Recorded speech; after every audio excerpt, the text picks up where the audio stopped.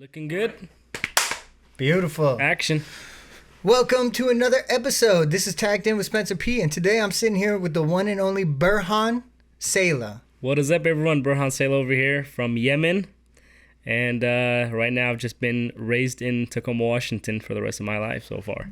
Awesome. So Burhan is an entrepreneur. He runs and operates and has his hands in very many things, which I'll let you tell the people about. But you did mention you came from Yemen. You were born in Yemen, and how long were you hanging out there for? Yeah, I was born in Yemen, and then I, about right around 5-6 years old is when I moved to the U.S.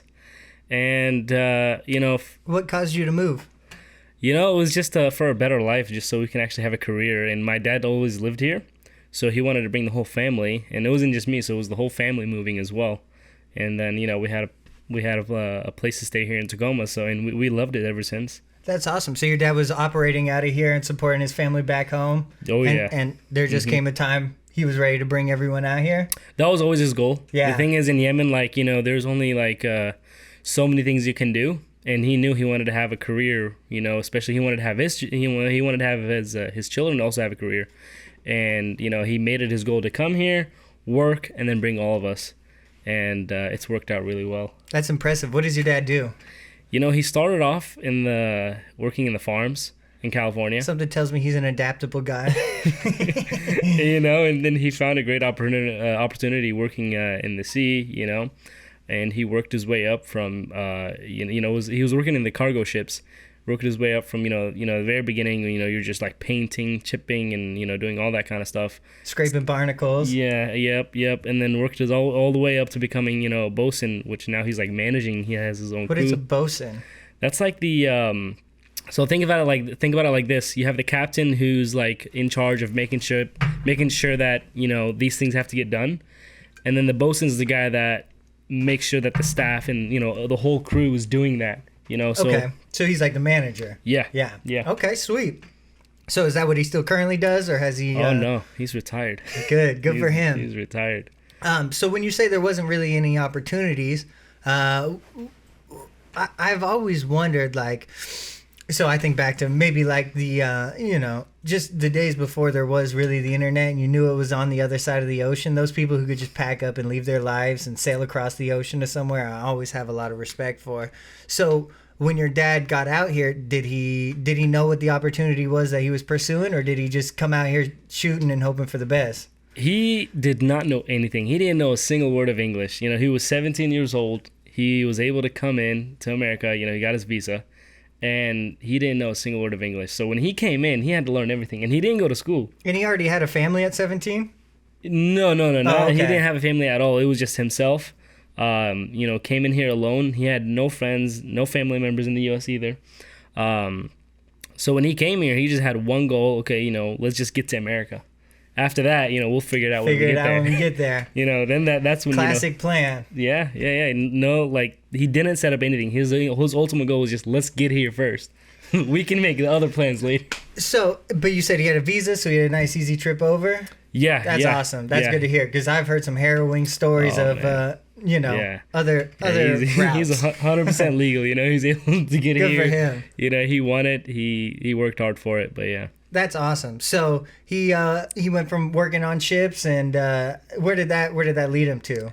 When he started working the ships, he loved it. He loved it so much. So he enjoyed the whole process, and he did that for the rest of his life until he retired. Oh, that's good. Yeah. And they took good care of him? Yeah, he was actually he loves to move around. He was actually really upset when he retired, because he wanted to stay.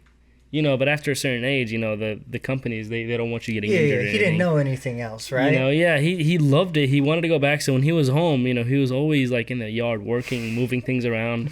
Even if it didn't need to be done, he just wanted to move around and make sure, he's still moving. I got more than a couple of guys at where I work now who should have been out years ago, but they love it. They don't got anything else to do.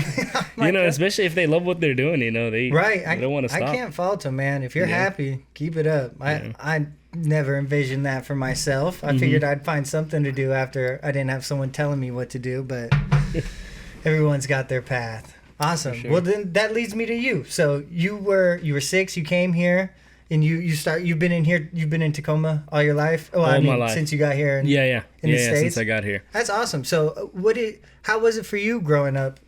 You know, when I moved here, I went to Skyline Elementary School. I had a great time. You know, I didn't really experience anything like, any racism or anything like that. Everyone, we got along really well. And I loved all my classmates. Then I went to Mason Middle School. That's when I got separated from all my classmates. They all went to Truman, and I was the only one who went to Mason. So it was really hard for me and it was kind of like a new crowd too that I had to get along with. But, went through that and then went to Wilson High School. And from there, I was actually, I reconnected back to a lot of people that went to Skyline and a lot of my friends that I played soccer with, because I took soccer very seriously. That's what I really wanted to do when I was young. I wanted to become a professional soccer player. So, like, me and my brother every single day after school, doesn't matter how much homework we had, doesn't matter if it's thunder, rainstorm, snow, whatever, every day, 3:30 p.m. or 4 p.m., we're at Wilson High School before there was turf. So this is back in the old days when it was grass. Just grass. And it was all bumpy and, no one was there. Yep. So it was like a whole field for us. We were there every day training for about, 2 hours. And man, you don't want to train with him. Oh, no? He goes hard. He goes really, really hard. There's no stop. Pushes the body to failure. Yes. You get home, you're just really tired. And then now you got to do your homework. Yeah. And there's days where I didn't want to do anything. And this is your brother? This is my brother, yeah. There's days where I didn't want to do anything. I'm just like, dude, I'm really tired today. Like, I have a lot of stuff to do. I can't go today. It was in my decision. He would pick me up, and he's like, let's go. We got to get on a bike and bike to Wilson. So where do you think that tenacity comes from? Is that something you're born with, or is that something someone teaches you and you learn, or you pick up along the way? Or in your case, you get forced to it by your brother? I definitely, in that case, I was forced by my brother. I didn't have a decision. It was like, there's days where, like, you don't feel like doing anything, and, just because you're in charge of yourself, you end up not doing it. Yep. And it's fine. That, I didn't have that option. It was just like, it's what he wanted to do.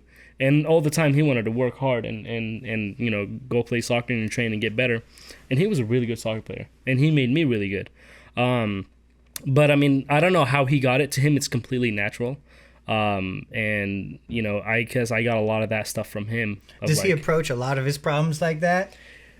It's hard. The thing is, he had a lot of passion for soccer. And the other thing I find is, like, not everything can be measured in that metric. You know what I'm saying? Like, there's just some things you can't go out and shoot 100 free throws every day at. You know what I'm saying?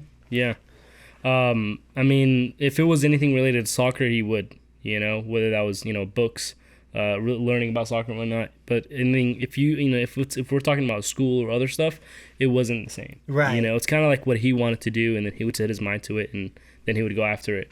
And then me seeing that, like, he never stops because this is what he really wants to do, kind of like instilled that in me that, okay, as I grew up and I wanted to start businesses, like, I knew I had to make certain decisions to just focus on this and kind of like stop hanging out with friends and just kind of focus on this until this is built. Hard work beats talent every time. Every time. Every time. Yeah, there's something about somebody who can get up and, even if you are just going through the motions, like, even, everyone gets there. They get a 3-week, like, discipline action going. By the 3rd week, they're falling off and they're feeling like they're in the motion. But, like, the thing that separates those people is the guys who, even if they're going through the motions, they're still getting it done. Yep.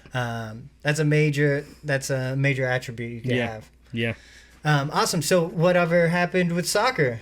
So, I went and played, I trained with the tried out with the Sounders Academy, and actually I was able to make it through. Oh, really? And then my dad just wasn't really about that. He really wanted me to become, doctor, engineer, something like that. Yeah. Something that has 100% chance, or at least, 99% chance of actually working.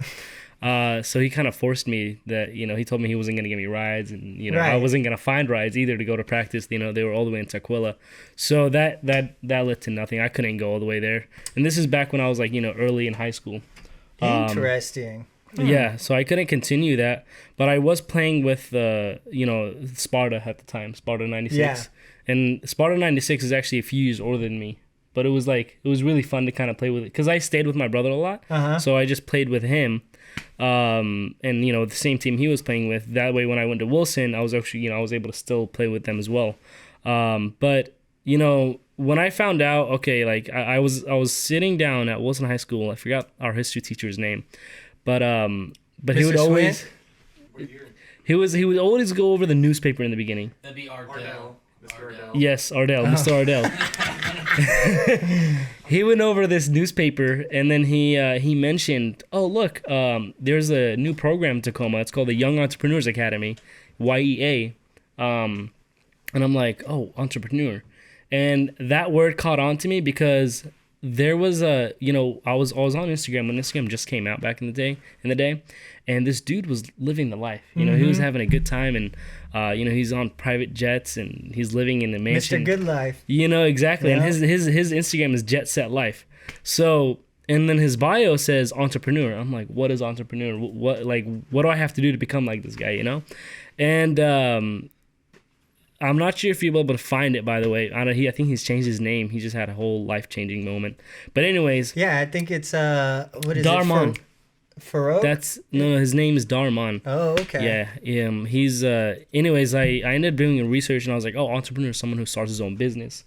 And I was like, okay, I really got to look into that. So like at that time when I was learning about him, I started figuring out, okay, what can I do to become an entrepreneur? And I was coming up with, ideas like, again, this is back when I was still early in high school. So I'm like, 14, 15 years old. Right. I decided, I was like, you know what? Let me, sometimes when I'm craving food, I don't have a car. So I have to drive, I can't drive to Taco Bell. I can't drive to McDonald's. I wish it would just come to me. Right. Like Domino's. But the thing is, I don't crave pizza all the time. So it's like, why don't I start a delivery business? So I literally went on Microsoft Word, said Burhan Saleh, business name, store to door. My text-free number. I didn't even have a real number. It was a text-free app. My email. Yeah. And I made it in these little like card-sized, on Microsoft Word. And I made a bunch of them on the same paper, and then I printed it and cut it, and you could see the the curve, the bad cuts and whatnot. Anyways, I went like that, and I started going to stores, and I was like, hey, Taco Bell, here's my card. If anyone wants to get Taco Bell delivered, please call me. Okay? Was Grubhub or anything like that already around? There was nothing like this. You're ahead of the curve. I didn't know I had to have an app. I didn't know I had to have an app. That would make things a lot easier. So anyways, by the way, I'm biking to Taco Bell. I'm biking to McDonald's. I'm biking to all these stores. And I'm like, you know what? Why don't I go to like houses and just tell them, and I can just go to Taco Bell then and make the order. Keep the houses within my area. Yeah, and I went to those houses and I was like, hey, if you need something delivered, here's my card. Whether that's food, whether that's groceries, here's my card. And I was like, you know what? My target market would actually be elderly, people who can't really go out anymore. So then I went to senior homes and I door knock and I'd say, hey, if you need anything delivered. Anyways, this lady was like, so okay, let's say I needed groceries delivered and let's say I'm $100 worth. How would you bring it? I was like, oh yeah, I would get on my bike. I would drive, I'd ride to Fred Meyer. I'd get all the stuff you need, and then I'd get up back on my bike, get to the nearest bus stop station, drive, get all the way to your place, come off the bus, and then just ride to you and hand you all the stuff. And she's like, and how much would this cost? I was like, well, it would cost whatever the groceries are, and then an extra $10 for delivery.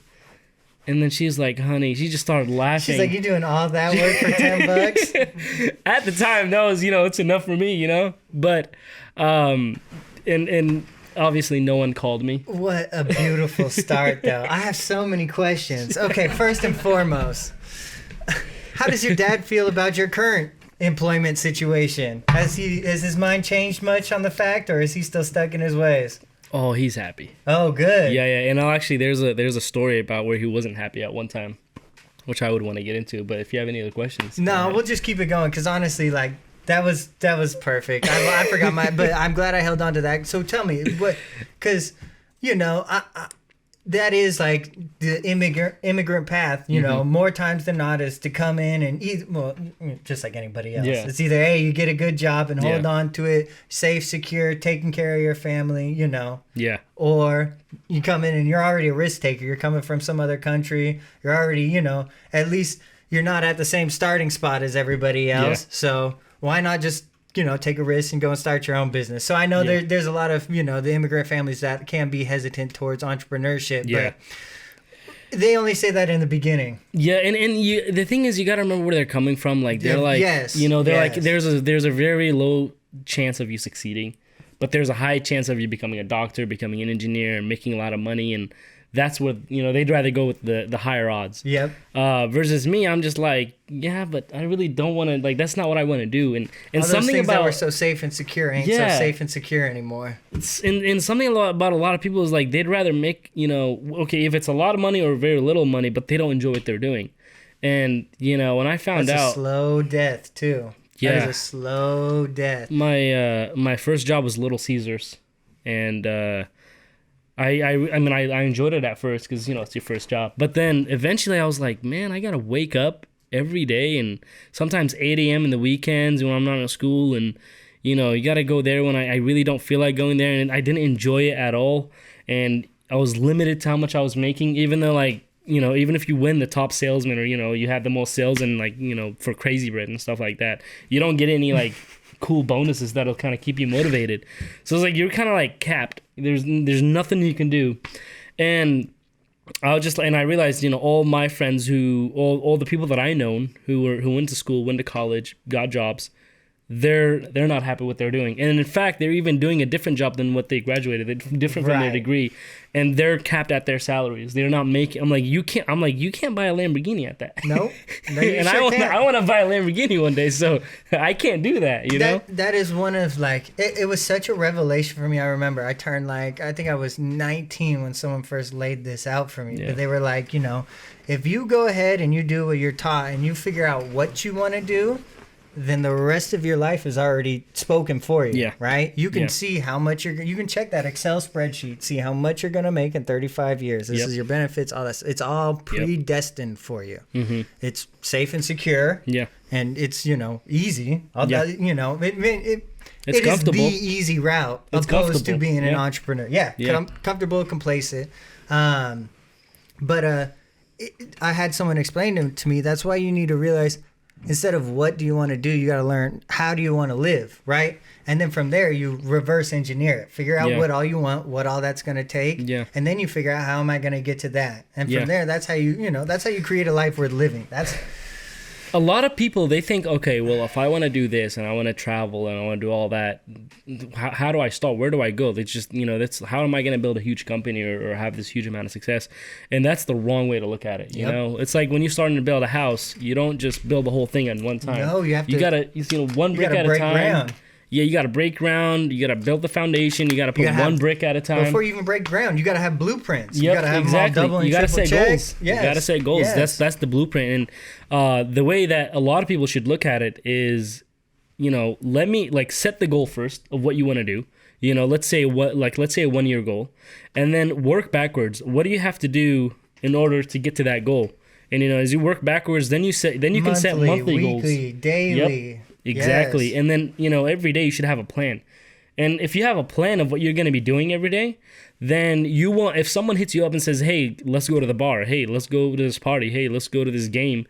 You already see you have a plan. You can't do that. Yep. It doesn't fit in your schedule. If you go to that game, you got to make up 2 hours to make up, to do the rest of the schedule. So, you have to say no. Right. If you don't have a schedule, you're going to be like, oh, I have time. Yep. Oh, I have a whole year to achieve my goal. Yep. I'm good.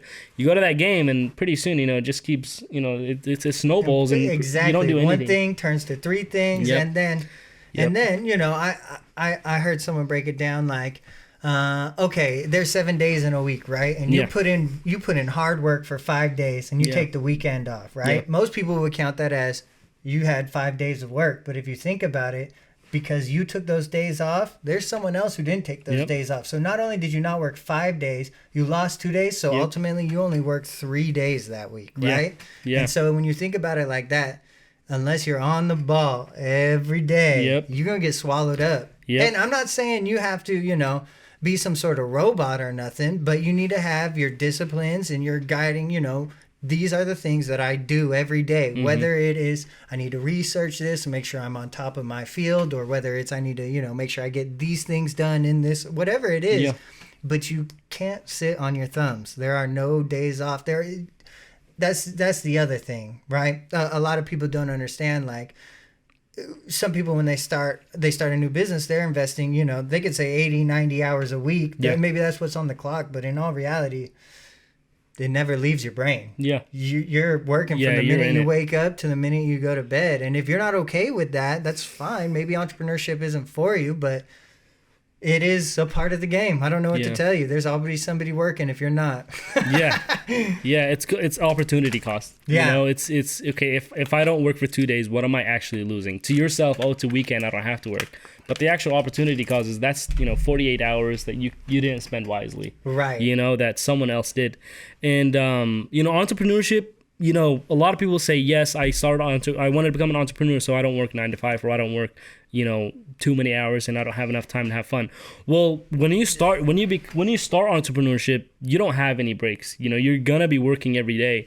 It's the thing is about it is, rather than working for 30, 40 years and then retiring at 65, you're working for 5, 10 years, maybe even less. As hard as you would for 30 years, just condensed in a 10-year package. Exactly. And this gives you the opportunity to retire at 25, 30, 31, or even, just say, you know what, I've built this company, I have all these employees taken over, I can now work 1 day a week, or you set your schedule, or I want to work 7 days a week, or I want to work nothing at all, right. Or I want to sell my business. It's these things. But something I did was, after starting my first successful business, which was the Kayak Rentals. By the way, when I first had the idea for Kayak Rentals, where can people find that at? FunKayakRentals.com. You heard it here first. Right? And then we also have an Instagram, Fun Kayak Rentals. So when I first started the kayak rental business, I was in high school, and I was like, okay, what business can I start? And if especially, I really wish people in high school would hear this, because, obviously you don't have a lot of money when you're in high school. You can't just open up a restaurant, right? You gotta start something that you can actually afford. And what I did was, I figured out, okay, what businesses can I afford? And one of those things was, kayak rentals. That's something that's very affordable. You don't have to get, 100 kayaks. You can just get maybe 3 kayaks at a time. Right. So I pitched the idea to my friends, and they, one of them said yes, Hassan. And good move, Hassan. We ended up doing it together. We saved money over the senior year, and then we bought 6 kayaks. And that's freaking awesome. Yeah.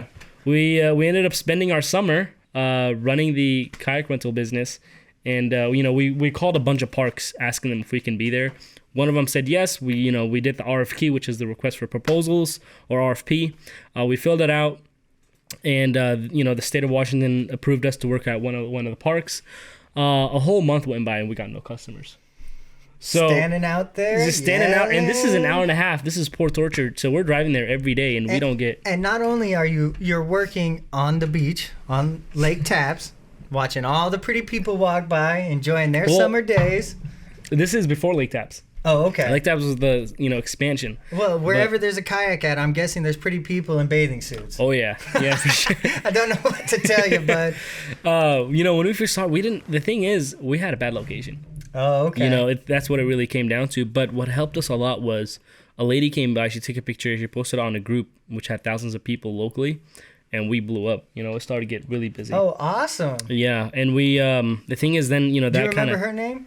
I don't. Well, shout out to her. Yeah, but we ended up getting like 100 likes over 1,000 likes on that post. And the thing is, after it died down, we started to lose business, and what we decided to do was free kayaking for 2 weeks. Oh, so really? we shared that. While you had the eyes on you? Yeah, so we can keep traffic, and that ended up getting 1,000 shares. So not likes, shares. Yeah, we were really honest. We were like, hey guys, we're a bunch of high schoolers who are just trying to start a business. We haven't had any success in getting a lot of customers, and if you would, we're gonna offer everyone free kayaking. All you have to do is share this. You don't even have to share it. It's just like, please share it. Yeah. You can get free kayak, just please share it. Anyways, we got all those shares, and we ended up getting really busy. We were making, $200 a day in tips. You know, so we were actually able to pay ourselves. Awesome. The first day we got there, you know, it was 10 a.m. We were like, oh, probably another day, no one. And there was a huge line.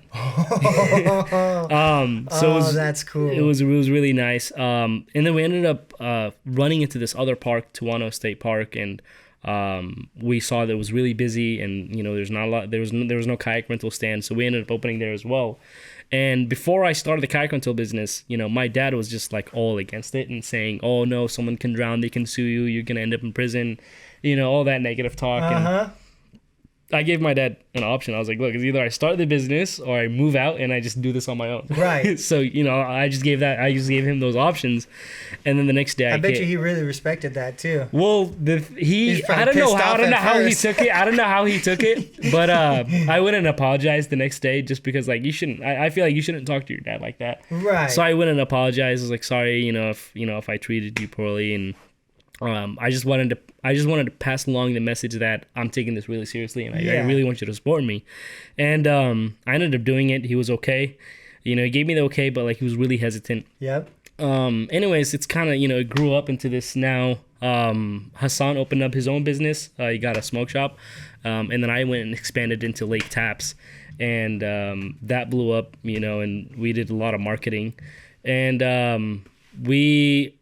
Can you hear me, by the way? Yeah. On your thing? Okay, cool. Is yours all good? Yeah, mine's good. Mine's good now. Yeah. We got a little extra audio coming in for a second. So I ended up opening up in Lake Taps, and but you know, after that, you know, after the summer ended, you know, I was like, what am I gonna do now that the summer's over? You know, of course I had school and whatnot, but then I wanted to kind of like really take this to a different level, like of what I can do after school as well, after college. And I ended up applying to UCLA, and I got in. And I ended up moving to, you know, Los Angeles. And that's where I, you know, for 2 years I lived alone. I lived on my own. I didn't want to live on campus just because, you know, of all the parties and whatnot that goes on. And it's kind of expensive too, especially there. It's like literally imagine. It's literally UCLA, and then there's the road, and then Bel Air. So you can imagine of how expensive the area was. Yeah. So for something like that, were you able to secure scholarships or anything? Or are you coming straight out of pocket for it? Okay. Full ride. Yeah, I was able to get a full ride. So it was all taken care of. Oh, okay, because you're still in high school, making the transition to college. Yeah, okay, gotcha. Yeah. Yep. Well, so I went to UW for a year, and then I went to UCLA. And the biggest thing that helped was just having a business already. That helped a lot, you know, especially because I had employees. So like, you know, they're like, okay, this guy's a very serious entrepreneur. So that's what kind of helped the most, getting into the business school or actually into UCLA. How was that experience for you? It was great. I mean, I love being in LA, but I'm gonna be honest with you, you don't need to go to school to start a business. And it was like, I was kind of like on the fence, like I'm really only doing this for my dad. Mm-hmm. You know, he really wants me to go to school, but at the end of the day, you don't need any education to start a business. It's really just getting into it. Unfortunately, yes, you're absolutely correct. That unless you honestly, I've heard it put this way: unless you're going to be a doctor, a lawyer, an engineer, and there was like one other profession. Yeah. Unless it's going to be one of those four, going to college, the paper you get is not worth the paper it's printed on. Like, 100%. And especially for a business one, it's a weird one because, you know, you might get lucky and get someone who's actually owned a business, but you'll be very hard pressed to find a successful business owner who's going to leave his business to go teach a classroom. Yeah, so that's why I'm just like, why is there a professor? Like, what is he getting out of it? Like, the thing is, a lot of those professors, though, too, they've never built their own business. Exactly. You're getting top business from an employee. A career employee. Yeah. A tenured employee who can say whatever he wants and will never be fired. Yeah. Kind of employee. Yeah. You'll be hard pressed to find a business that can do whatever the fuck they want and not go up. Unless it's an insurance company or Bank of America or anything else. Those guys can get away with murder, literally. It didn't make any sense. Sorry, I didn't. You know. Put that out there. Quick, hard right. So, I mean, to answer your question, I couldn't care less about the whole school and whatnot. I just wanted to get it done. Not that it matters, but did you end up completing it or did you end up leaving early? I did for Pops, you know. You did complete it? I did, yeah. Congratulations, man. You know, and the thing is with COVID too, like we ended up in doing online as well. Let But me tell you this. I really respect that, especially because I'm sure you knew it while you were finishing it, that you were finishing it for your dad. yeah. I've heard it put this way that, you know, if you are an entrepreneurial person and your parents are immigrant and that is the path they want you to take is the safe, secure one and go to school, I've heard it put that, you know, you might owe it to your dad for getting you to this country to at least get that degree and then go and do. So, dude, you've done it all. I'm proud of you. That's a big move. You know, because I love my parents, but I would not finish college for them.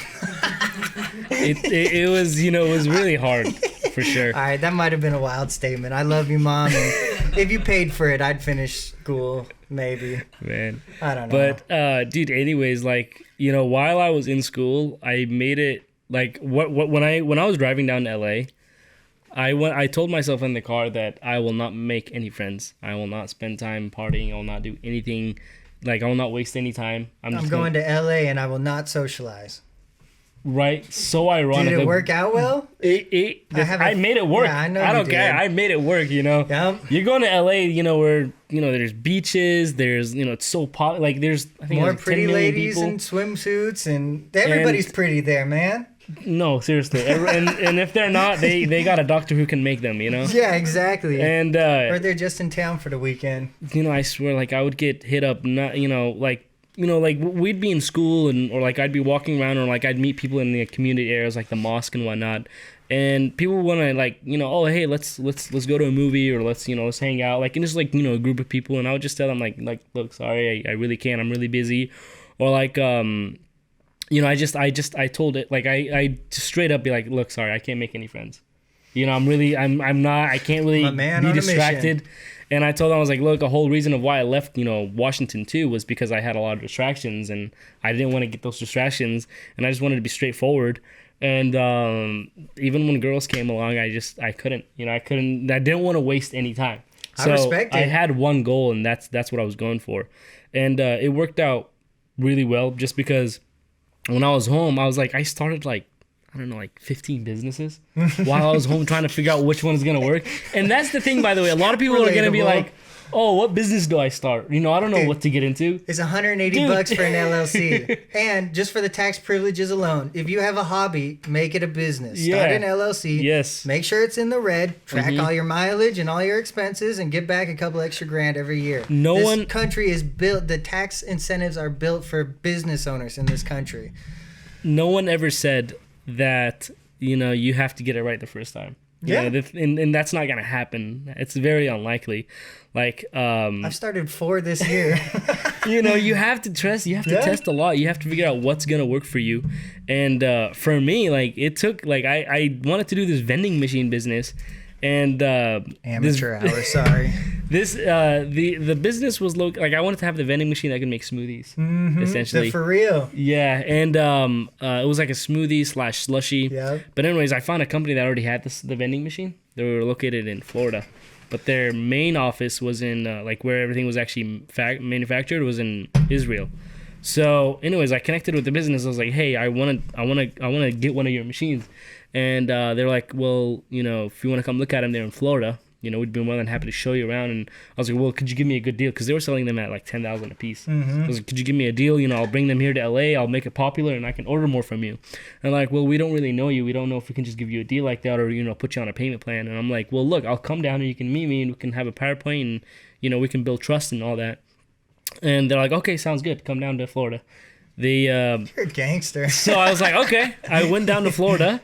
And I get to the warehouse, and you know, I'm like texting the dude on WhatsApp, like, hey, I'm here. And he's like, what do you mean? I'm like, I'm outside the warehouse, you know. And he's like, in Miami? I'm like, yes. He's like, dude, we're in Israel. I'm like, dude, no, you told me I can come to Florida.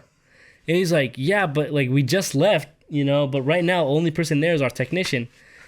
I'm like, oh my God. Well, then bring the technician out. We're going to wheel and deal with him. Anyways, man, I ended up connecting with the technician. I couldn't leave. I had 4 days to spend over there. I did not even go to the city. I didn't You even go to just the stayed beaches. in your hotel, I just stayed in my hotel, and then when I was waited by the phone. well, I ended up meeting up with the technician, and he showed me everything about the machine, and we went around to some of the locations where they had the machine set up. But meeting up with him was actually the best thing, because he was able to show me the inside of the company, and he would show me like, oh, these vending machines were returned by a company who bought them because they had all these issues, and he just told me everything. And he was like, yeah, this company's not ready. Like, if you buy it, you know, and especially because you're so far away, like, you're not gonna get any support, no maintenance. Yeah, and he, you know, ended up saying, you know what, this is not gonna work. Yeah, really. And came back to LA and started another business and just kept going from there. Dude, I love this about you. I've noticed it on the last couple like schemes you've talked about, like, because I feel it. So, I feel like you're the kind of guy who just starts running until he hits a wall. Then he just climbs over the wall and keeps on running, right? Right? Definitely. So when you got this idea for store to door, you just had an idea, had no idea of like what the infrastructure that would require. You just got started, right? Until you ran into a problem. Yeah. And then you either A, abandoned it, or B, jumped the obstacle and like... Yeah. Made it better. Yeah, Whatever. that is... It's I'm trying to figure out how to make it a question, but it's more of an observation. Like it is a skill in and of its own to just be like, I don't know whether to call it like optimistically ignorant or like I don't know what a cool term for it would be, but just be like, we'll fucking make it work. We're gonna figure it out. Like, dude, money loves speed. Yes, Money loves speed. You got to move fast. And like, notice I started 20 businesses, and I only actually filed for an LLC for one of them or two of them. You know, Yeah. I'm not gonna file an LLC, and I don't care if the government hears this or anything. But nobody's watching. I'm not gonna file for an LLC. I was gonna say, especially not the government, but they might be after that bank comment I made. For anyone, just for anyone who's for anyone who wants to start a business, they're probably thinking, oh, I got to do all this stuff right.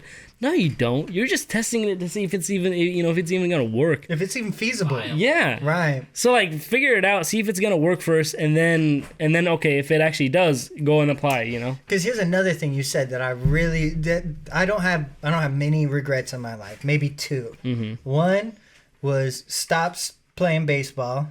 And two was that I didn't get started hustling younger. Like, my parents weren't rich or nothing, but anything I needed, I had. So I never had to, I never needed really money in my pocket or anything like that. So I didn't truthfully, like, earn my first dollar until I was 18, out of the house, and had a job. Yeah. So, like, I got in at the post office, and, like, within, like, 3 months, like, I don't even know if it was that long, maybe 3 weeks, I, called my mom breaking down, like, there's no fucking way I'm doing this 45, 50 years. Like, there's no way. Yeah. And she's like, of course, Mom, shut up. You got bills and responsibilities now. Like, figure it out. So I didn't get introduced to entrepreneurship until I already had responsibilities, which is like the entrepreneur's anchor. Honestly, like, when I remember my mom telling me this as soon as I got into my job, which is like, a good, decent job. She's like, okay, now you can get a nice car and get all in this. And she's pushing me to get credit cards because, that's what she did. And there's value there, but I wasn't taught what the valuable parts were. I was just told to get a credit card and get a nicer car. Yeah. And then once you got those, you're locked in.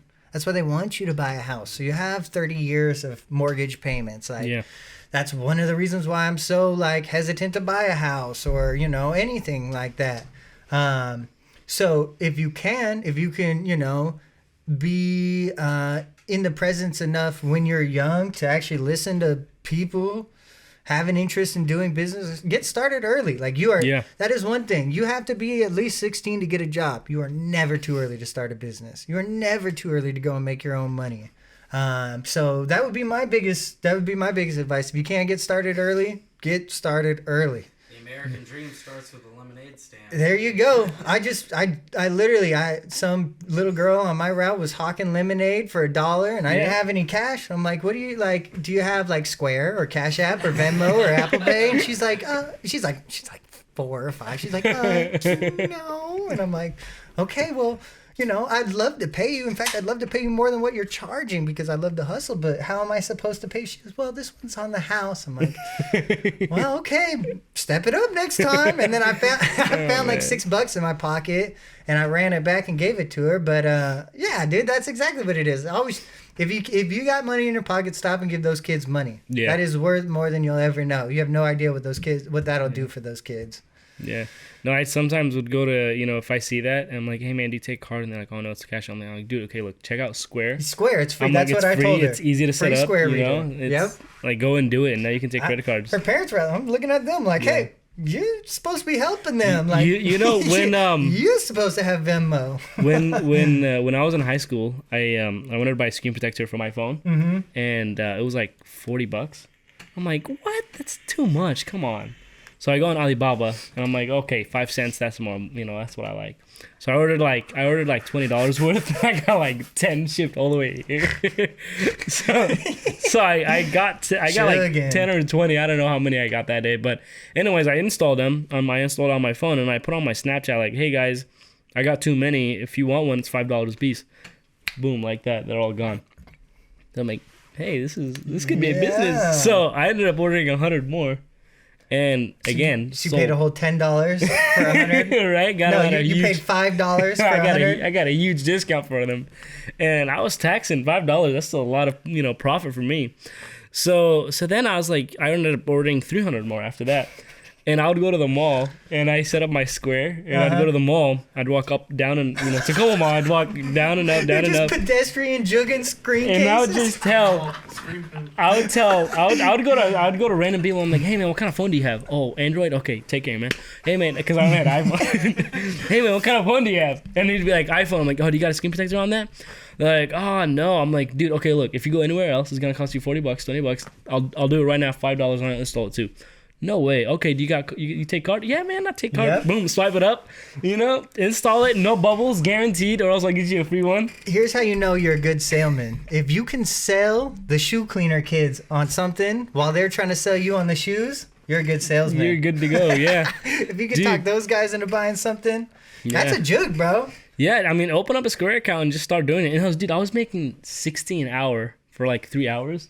Just walking through the mall. I had to stop eventually because the mall was gonna be like, hey, you gotta open up a booth, buddy. You can't just keep taking everyone's business. But I mean, the thing is, the word got around, and like people in school, and they were asking for them, and I ended up at the end of the day, it was just a fun thing to do. Right. At the end of the day, but yeah. That is solution solving. That's exactly what it is. Mm-hmm. Wow, that was cool. I got a little wrapped up in that. I forgot where we were going. I think we were just running. Oh, this is what I wanted. So while you were in LA, I do remember running through your Instagram a little bit and seeing you made your way to a couple of events out there or something. Oh, dude. Tell me about this. Yeah. So, okay. I don't know. There was a few events that I went to, but one of my the cool experience was I was walking downtown LA, and I see this huge event going on, and there was like this display on the screen, and I was like, not on the screen, the display was on the Walt Disney Museum, and it's huge, it's just like, I'm like, what is going on? This is a huge event. So I see people coming out, wearing like nice suits and tuxedos, and I'm like, hey, what is this? They're like, oh, it's a show premiere. I'm like, oh wow. And they're like, hey, can you take a picture of us? I take a picture, and they're like, and then I'm like, well, hey, can I just walk in? And they're like, oh no, you got to have a bracelet. And like, oh, you know what? Here you go. Just put it on. So everyone's wearing tuxedos. I'm wearing like a shirt and then shorts and like these old white Vans, and I'm walking in, and there's like 10 security guards before you get in. So I'm walking in, and he's like, and the dude's like, hey man, you got to stay on the sidewalk. You can't get in here. I'm like, oh look, and he's like, oh, I'm so sorry. So I walk in, and I'm like, what is this? Like, what's going on here? And then I just see Game of Thrones premieres. I'm like, Game of Thrones, isn't that a big show? Bro. I've never seen an episode. And this is, by the way, this is the last season, This is the season 6 premiere? This is the season finale, yeah. So I've never seen an episode, but... Did you say season 8? I've never watched Game of Thrones. Was it 8 or... I think it had 8 or 9, I thought right? I knew that. Yeah. But anyways, I'm like, I know this is a big show. Everyone is talking about it. So I ended up like Googling like Game of Thrones actors, and I'd like walk around and find them, and I'm like, hey man, can I take a picture with you? Boom, take a picture. I didn't find Peter Dinklage, man. That's the guy that I wanted to find, but he didn't attend. But that was a cool event. And then a few other events that I went to. Just pure curiosity worked your way in there. Yeah, and they're like, "Oh, what do you do?" I'm like, "Oh, I'm one of the investors in HBO." Oh my god, bro! That's why I get addressed like a tech bro. Mark Zuckerberg's my assistant. But I had to make myself fit in. You know, there was one time where I forgot her name, but she's the hacker girl on Game of Thrones on Fast and Furious. She does, she works on the computer. But then she's also, but in Game of Thrones, did you guys see Game of Thrones? Oh man, dude. Anyways. To the people who know what I'm talking about, that girl, the hacker girl from Fast and Furious, she was also in the premiere, and I asked if I can take a picture of her, and everyone's looking really weird at me, like the people around there, they were like, "Why is this guy asking for a picture?" And then look back at this blondie girl. I'm like, why do they keep looking at me and looking at the blondie girl? I ended up finding out later on that the blondie girl was the main actress, which was, I forgot her name from Game of Thrones, but she was like the main actor of the whole show. And if there was anyone I should ask for a picture, it should be her. But so the blondie girl, that's the one. That's the blondie girl? No, to the right more. To the right. Yep, that one. That's the blondie girl. That's the blondie girl. And then the hacker girl, pull up hacker from Fast and F&F. Yeah, hacker girl from Fast and Furious. Forgot her name. It's supposed to be F and F. Okay. Let's do hacker girl. Hacker chick, right? That one right there. That's her. She's in Fast and the Furious? Which one? Dude, in like the last two, I think. Oh, I checked out around like 4, yeah. Oh, man. As soon as The Rock enters a movie series, you just gotta hop out. I will take no Rock slander. I watched 30 minutes of the newest one. It's movies. The Rock is the man. Yes, you're saying as soon as he entered out? As soon as he enters a film franchise, Casey is out. Casey's uncomfortable with his masculinity around The Rock, huh?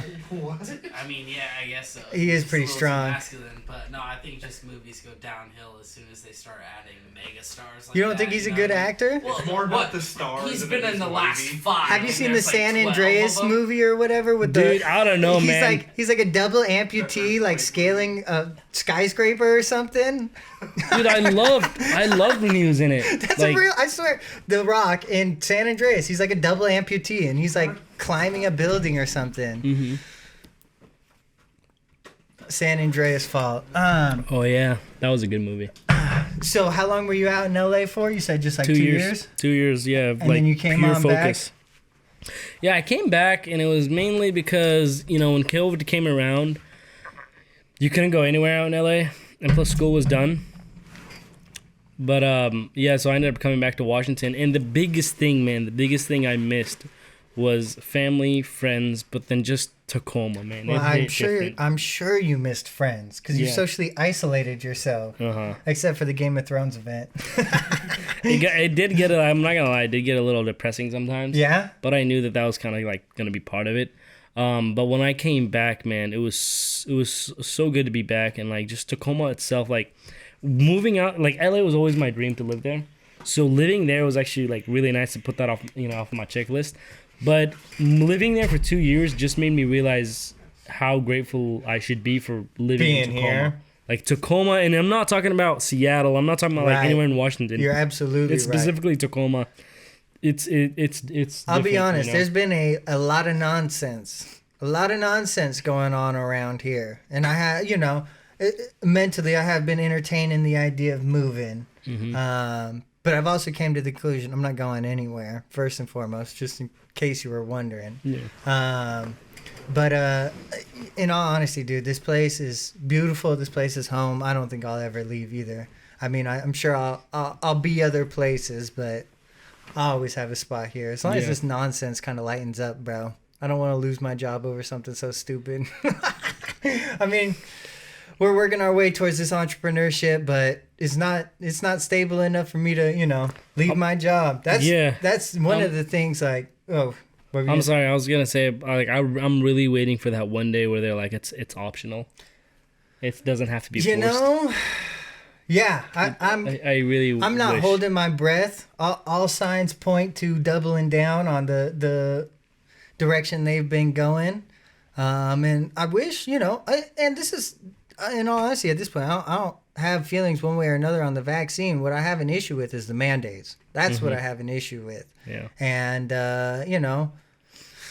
yeah, I don't know. I'm sure I can lay my thoughts out here, and I'm sure a lot of people agree with me. A lot of people disagree with me, but, that's what America is. This country was founded on opposing ideas, compromising, coming together, and coming to, an understanding between everyone that's, mutually acceptable. And this no part of what's been going on feels mutually acceptable. It very much feels like it's either, compliance or exile.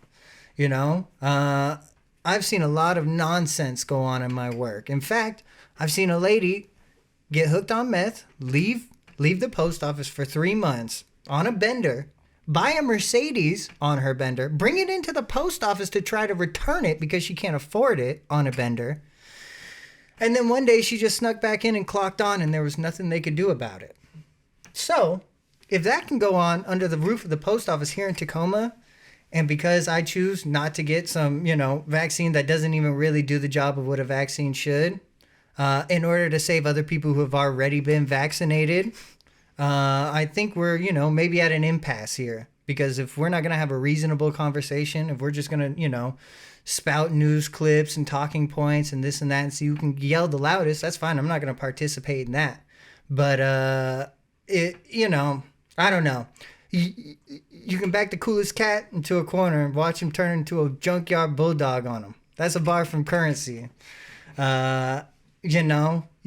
When there's no other options, there's always one option, and it's usually not the socially acceptable option. Now, that's not what I want to do, but like I said, you only have so many options when they only give you one choice. Mm-hmm. I don't know. Yeah. Hopefully that was a coherent enough message. I don't want to get too animated about it, but I just spent about 30 minutes doing that at the crib before I came here, so I got it out of my system. I've had some of my clients call me and say, hey, look, for our business and for the marketing needs and whatnot, we're actually looking to kind of stop in Tacoma because we need to move out to a different state with less mandates. And it's crazy because I've had more than one client do that. They're moving to a whole nother state, and it's specifically only because of the mandates. Like, it's nothing else. Just this is not where they want to raise their children anymore. You can't operate. Mm-hmm. You can't operate here.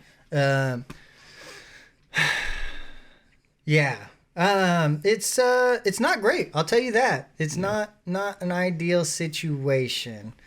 I had something I was gonna add to it, but I kind of forgot it. But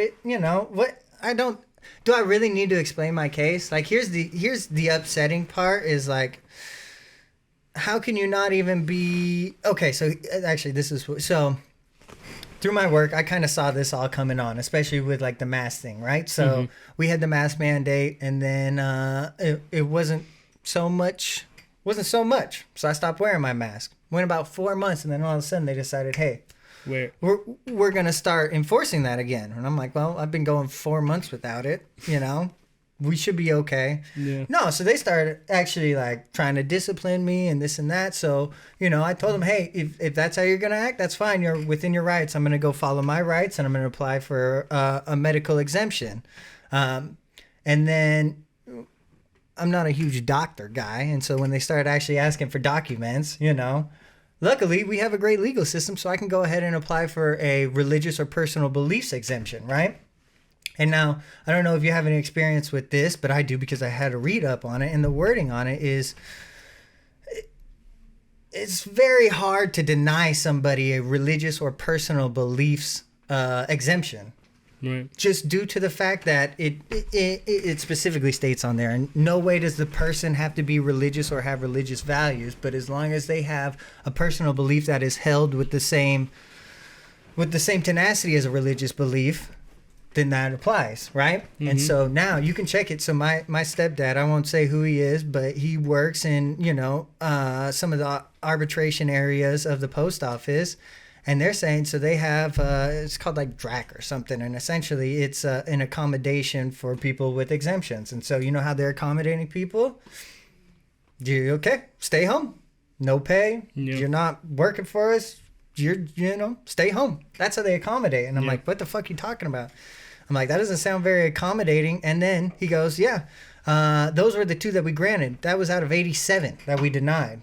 They denied 85 out of 87 applications for religious or personal beliefs, and they just called them liars. Like, who the fuck are you to...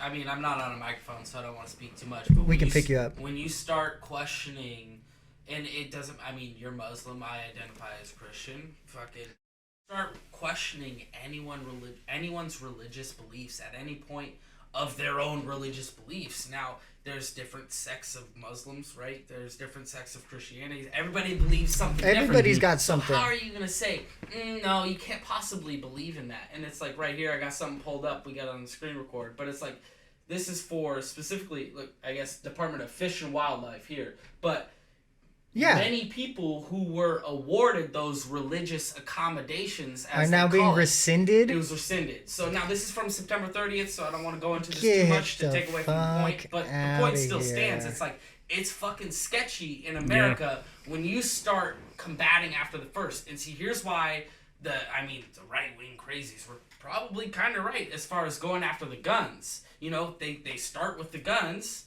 Let's take away their real power, and then we can take away their voice. The attack on America has always been on the Second Amendment to go after the First Amendment. Well, and I hate to repeat... The First Amendment's there so you can say whatever the fuck you want. Second Amendment's there so you can back it up. Yeah. If somebody tries to combat you in a negative way. I hate to repeat talking points, but, like, you've seen Australia, obviously. Like, it's going down over there.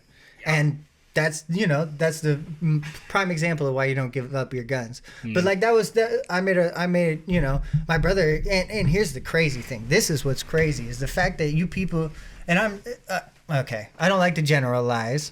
So you people is probably not the right term, especially in today's climate. So let me rescind that while we're on the topic of rescinding. No, you can, and I can understand if you're really looking at this, like you really think it's a health crisis. I can understand where you're coming from. But I had someone saying, that's how business has always been.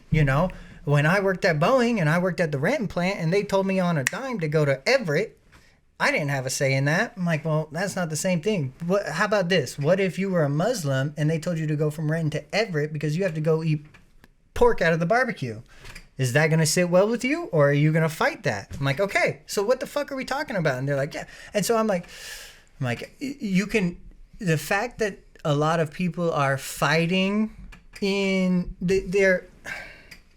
no one could say that what is going on right now is right. No one can say that a nurse should lose her job because in her medical profession, she doesn't think she should take this vaccine.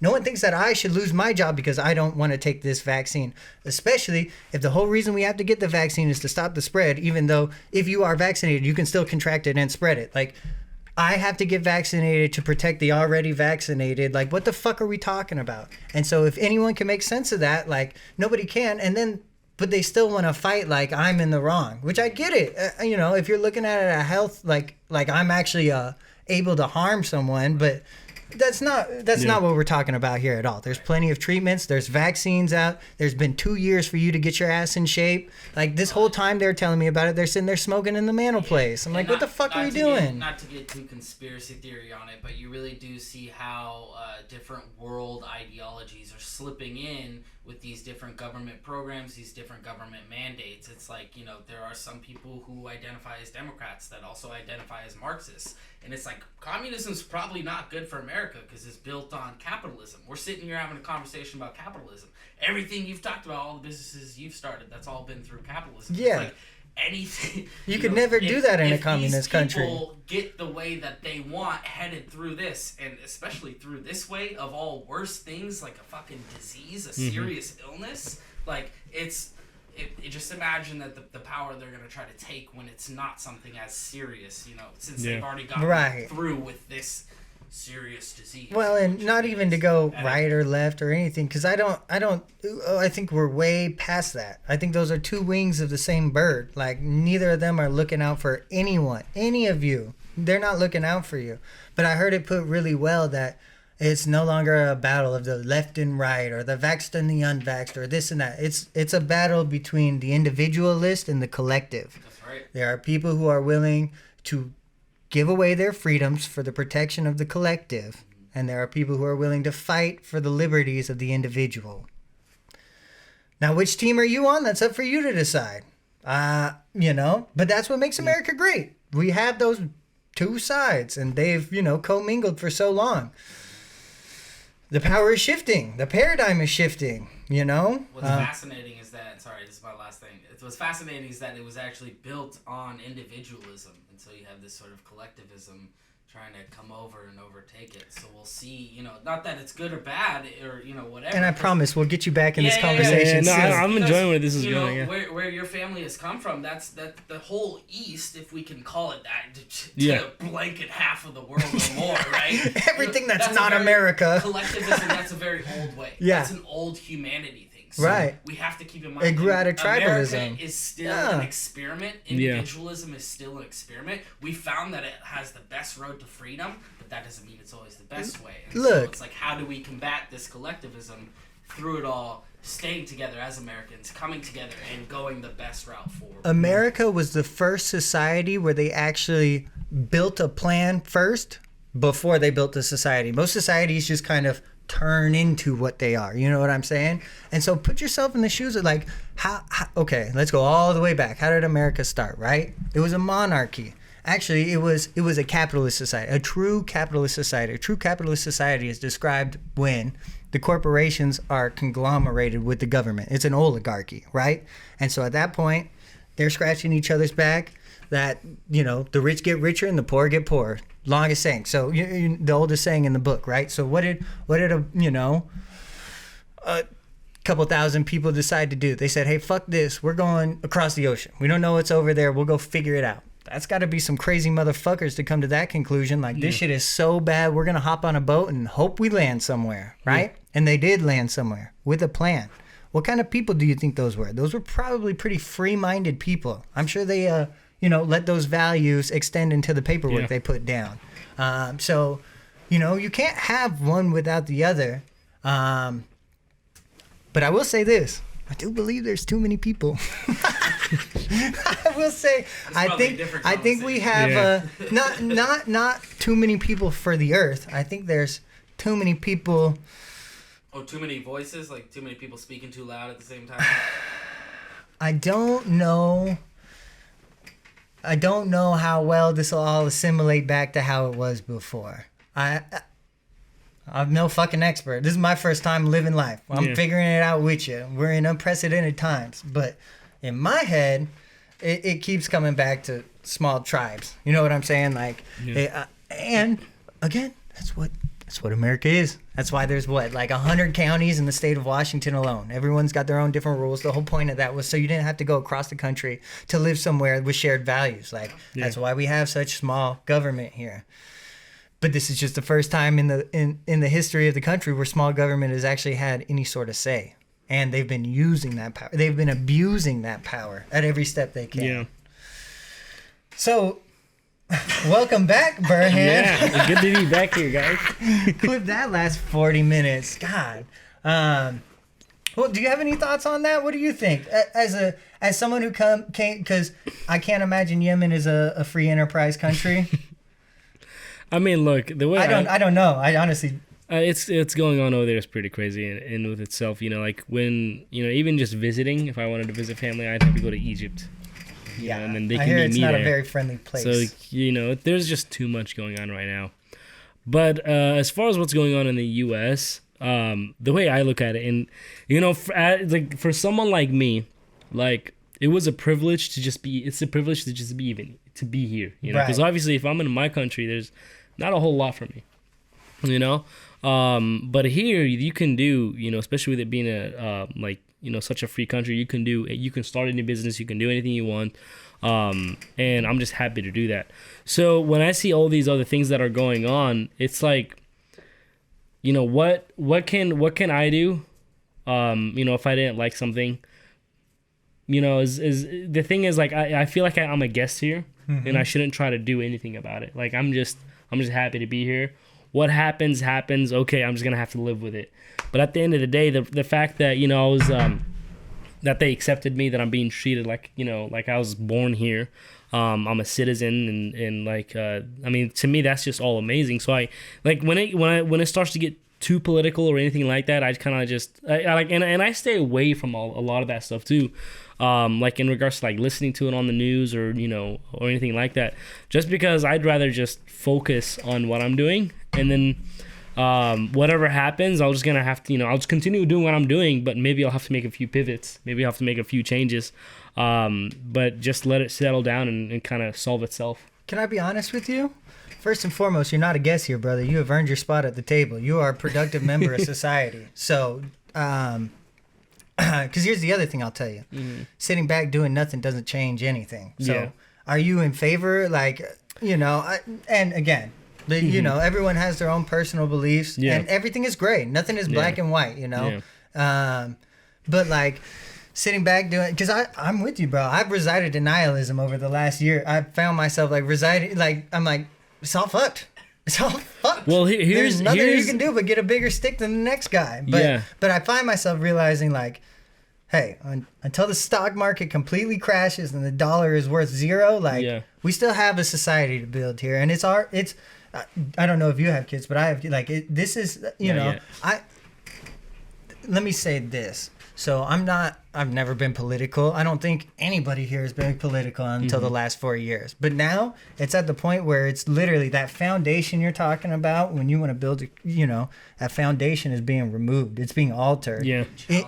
And not only altered, it's being altered beyond recognition, to the point where, I was under the assumption when I got into entrepreneurism around like 19, I was under the assumption I had the next 40, 50, 60, 70 years of my life to figure out what I was going to do, how I was going to make my living, how I was going to take care of my family and anyone else I wanted to touch. That's not the reality I don't feel anymore. I don't feel like I have 50, 60 years to figure this out. I feel like if things don't change, we have 10 years until you're completely SOL. If you're not rich by the end of 2030, you'll never be. Your family will never be.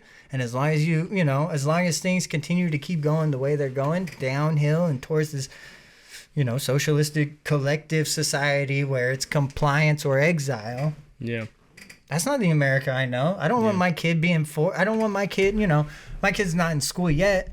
And in fact, with all this shit, if I can get out of my job and if I can get my business running to where I don't need to be there every single day, 8 hours, I'll be homeschooling my kid. I'll be teaching my kid those values because they're not going to get taught them in school. Like, not to say I was taught them in school. I had to learn them in the real world. So, if we lose the school system, so what? It wasn't that good anyway. Yeah, this thing hasn't changed in 150 years. We're not losing anything. Burn that motherfucker to the ground. Yeah. I mean, don't literally. That's not incitement or nothing, but... I mean, like, just school alone, though. Like, why hasn't that changed in so long? That's something that's always... Shit. We want people to be stupid, don't we? Not stupid. They want you to comply. They want you to be complacent. They don't want people aware of the liberties they're giving up when they vote for these certain people. Right. You're absolutely right. As speaking as somebody who has a kid in kindergarten as of this year, it's like, it seems like they are changing it, but only at the elementary school level. So the middle schools and the high schools, it's all the fucking same. It's right. Like, great, we got these great programs. The kids, they can fucking speak to you about how they're feeling a lot earlier, and you'll be able to cooperate with them, and you'll learn from them as they learn from you, and all this sort of fancy lingo and shit. But when they get to middle school and high school, it's the exact same as Mason and Wilson that we went to, where it's like this, holy fuck, what am I walking into? And then it's like, oh, a structure. Okay, sit here in this little fucking raise your hand box and raise your hand if you have to speak. Don't go to the bathroom. Fucking, and it's like, don't speak up too loud, otherwise you'll get sent to ISS. Can't and chew fucking gum. Can't chew gum. Can't do anything with your fucking free time. Can't dress, any different from everybody else. And it's like, fuck. Well, okay, and just. Not to play devil's advocate, because this is actually how I feel, but like I was talking with someone about this today, like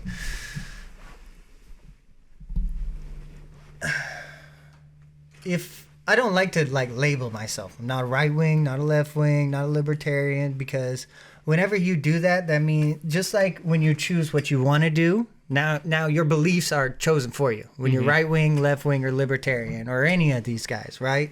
Because I'm a reasonable person. I'm not like, zero communists. Zero, or not, well, yes, zero communism. We don't want any of that, but Yeah. zero socialism, zero, like I just heard a story of like these Fox guys were getting all pissed off because someone was like trying to get all school lunches for free for everyone. And they're like, what's little Timmy going to think when he gets to 6th grade and actually has to pay for lunch? It's not that's free. And I'm like, fuck off, give him free lunch. Okay, here, look, I see the look on his face. He's like, no free lunch for the kids. No, that's not it at all. I don't know, but there's just an example. But look, here's a great example. The fire department. We all want the fire department. We all pay taxes for it. We all want it to show. I'm good. There's some things like healthcare. Maybe doesn't need to be a business. Maybe we can make the research side of things profitable for them. But like, I have a buddy, and he had a kid. You know how much back rent he owes on his kid? He owes money on his kid. $6,000. Actually, it was $5,900. And you know why it was $5,900? Because his wife has a coworker who has a little bit different insurance, but had the exact same procedure go down. Her coworkers had to pay $9,000. He and his wife had to pay $6,000. And the only reason that they were so different was because of the plan. They had a maximum out of pocket cost. One was $6,000 and one was $10,000. So theirs was like $5,900 and hers was like $9,900. Same thing. Not everything needs to be a business. So if we can, get a little bit more reasonable and a little bit more rational, but unfortunately the extreme is the only thing that sells nowadays. So I don't know I don't know how you compete. I don't know how reasonable ideas compete with craziness, but maybe we need to separate the two. And I don't know. I don't have the answers, but I can tell you what's going on right now ain't sitting right with me. Did you hear about the guy who got COVID in Seattle for 2 weeks and he ended up getting a coma? He woke up and he saw a $2 million bill. $2 million bill. Yeah. He probably got a coma after seeing that bill again, but that's just, what do you have to do to the guy to charge him $2 million for 2 weeks? Right. You gotta... Well, and so look, here's the other thing. So I was doing some thinking about this. Why? I'm an entrepreneur. I'm a heavily driven person. I would consider you the same, right? So say we got UBI, right? The big fear with UBI is that you give everybody out here $2,000. That takes care of their necessities. They're just going to sit on the couch and not produce anything, right? Yeah. That's like the scare, right? I guarantee if I gave you $2,000, you're not going to sit on the couch for the month. No. I don't care if I give you $10,000. I'm sure you're going to figure out something to do. Now, I know there's some people who will sit on the couch. For sure. Such is life. I don't know what to tell you. But the reason why, and this is just my thoughts, I could be wrong, but the reason why some of these communists, and I keep going communists, but socialists and just the collective, Why would someone want free healthcare? Why would someone want free daycare? Why would someone want free this? Why would someone want free that? Nothing in life is free. Why people want free stuff? Me the same. Who was super stoked to get a stimulus? Me. Why? Because it really fucking helped. Why? Because I have a nice job that I work, 40, 50, 60 hours a week sometimes. And that's still not enough to fully keep me comfortable paying for my family. That's why I have to hustle my ass off. And I know no one's ever going to pay you like you pay yourself. So I don't expect the post office to pay me like I pay me. But I do expect a federally government job to pay me enough to take care of my family. And it doesn't happen. So, what is the real answer? I don't fucking know. That's above my pay grade. But I can tell you what. If I work 40, 50, 60 hours a week at a real government job, what you're supposed to do. Anytime I tell someone I do, oh, that's a good job. Yeah, I guess. And maybe it was 30 years ago. It's not no more, So we got a lot to fix in this country. It's not just one side or the other. It's not left or right. It's not vax or unvax. We got a lot of shit to... But until we can have some reasonable fucking conversations, I don't see it ever getting solved. I think the biggest issue comes down when... they increase all these... Fired up tonight. So here's the thing. The government increases all these wages, and they don't realize... They think, okay, if we increase wage, people are going to be able to afford rent. But you don't realize it's a business. If you're going to increase wage, now guess what the business owner is going to do? He's going to hike up his prices for his product. And we're talking about at the lowest possible level too, right? Mm-hmm. The minimum wage level. Minimum wage. So yeah. It's like, you know, you were talking about working at Little Caesars. I'm taking your fucking time again. I'm sorry, but that's a minimum wage job, right? Yeah. High schoolers are supposed to be having minimum wage Yeah. jobs. The conversation where I get irritated with universal basic income and all that sort of shit is like, if you're fucking 40 years old and you're working a minimum wage job, I'm sorry, you've had fucking 20 years to figure out. Yeah. How to That's get the out kind of guy who takes a- $2,000 and sits on the couch for a month. Right, exactly. So, sorry. So here's the thing, though. But is that really a bad thing? That He's barely 40-year-old, doing shit anyways. that 40-year-old, let's say he's making I don't know, $18 an hour, right? When the government increases minimum wage, Yep. his wage is not getting increased. He's Nope. already at 18. Yep. He's staying at 18. You know, he's making above minimum wage, so he's staying at 18. Yep. So all these minimum wages go up. Now rent goes up, prices go up for gas, for products, for candy, for groceries, for everything else that you're buying. Prices going up. So who's mostly affected by this? Not the high school student, not the upper class, not the middle class. Well, actually, the middle class is taking a big hit. But it's usually that guy who's getting paid 18 an hour because Yep. to him it's a big hit when rent goes up, you know, because his wage is not Yeah. increasing. So the government is like, they're leaving it open-ended. They're not really tying all the ends and making sure that everyone's taken care of.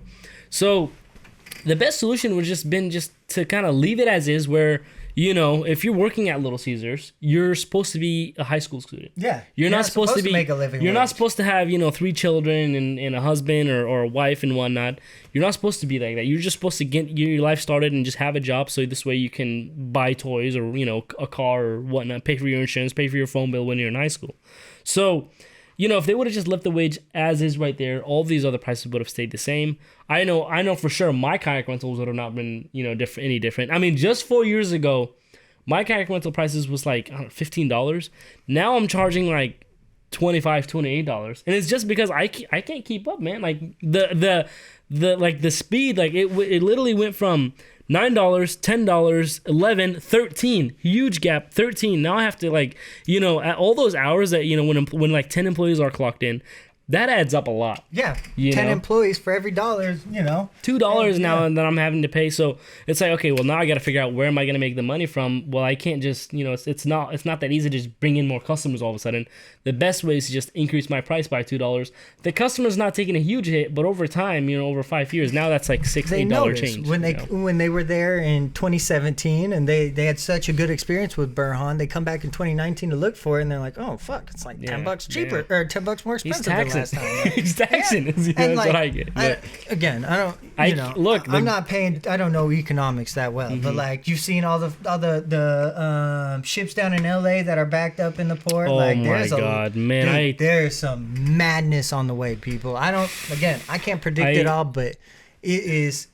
You If know, it's not planned, it was a well executed fail. I'll tell you that. I took a huge hit, man. I ordered. See what happened last year is You got some more of those Alibaba's cases. Ordered a whole So- shipping container. So yeah, no, exactly. So here's what happened. I'm not even joking with you. Here's what happened. I needed more kayaks to keep up with demand, right? And I called all the factories in the U.S. and they're like, "Sorry, we're out. Sorry, we're out for a whole Suck. year." So I'm like, a whole year? They're like, "Yeah, next shipment is gonna be next year." Yep. I'm like, "Okay, well, I People gotta have go, no idea what's coming. I gotta go to China." So I'm going to, I contact a company in China, and I order some kayaks from them, and they tell me like, okay, look, it's gonna take a few months to get done, and then it's gonna arrive by July. I'm like, no, that's middle of the season. I need them like May. They're like, that's not gonna happen. I'm like, dude, you gotta make this happen, please. Like, do whatever you can, just make it happen. They're okay. Well, look, you know, shipping is gonna cost you $3,000. All right, for a whole container from China full of kayaks. So And when was this call? This was, I placed the order like probably April. Okay, does that price still stand? No. Plastic went up. Plastic prices went up. Tell So me all kayak about prices it, went up. Here's the worst part. I placed the order in April. I was like, okay, 30 days to make it, you know, and then 30 days to ship it, so I should get it end of May. That's what I was thinking. But no, what ended up happening was thankfully they were able to expedite me, you know? Okay. So rather than getting it in July, I was able to get it in June. But here's what happened. The shipment, like I'm like just a week out getting, you know, the shit is getting ready to be shipped. So the product is done. It's just getting ready to be loaded up to the ship. So I've already paid for the product. You know, I've already heavily invested in it. You know, all I paid it all. It's not like cash payments or anything. So, I mean, monthly payments. So anyways, then they're like, oh, well, remember what happened in the Suez Canal? I don't know if you guys saw, but that ship in the Panama Canal? Yeah, it stopped all the other ships from crossing. So now, you know how much we were losing an hour? It was $400 million an hour that we were losing in economy. So, and how long did that last? 2 days? That lasted 10 days. 10 days? Okay. It was like billions of dollars over time. So great. All those ships couldn't cross. What happened to the shipping demand? It hiked up. And finally, when the ship, was able to get, it fix itself, and then it was able to get through. Now you have all these ships that have just kind of been paused, waiting, to they can't go nowhere. They can't go nowhere. But now, as soon as it's opened up, now they're all going. You see, what happened is they get to the main city, right? They unload. All the trucks are ready to go, so all the trucks get the cargo and they head out. But now there's another ship because there's just been so many ships, just so now increasing. The trucks are piling up. Now the trucks, the thing is, the trucks need to go to their destination, and before they can take another cargo, they need to go there and then come back. Yep. But now the trucks are gone, so there's no way to unload that ship. So that ship's got to wait until the trucks are back. But then there's more ships, that are still waiting as well. So like we had this huge issue. That's what's happening in LA. There's not enough trucks to take all these cargo. So they called me and they're like, "Hey Burhan, so the shipping rate we gave you $3,000, it's $10,000 now." They're like, demand went up. And I'm like, whoa, hold up. I thought we had an agreement.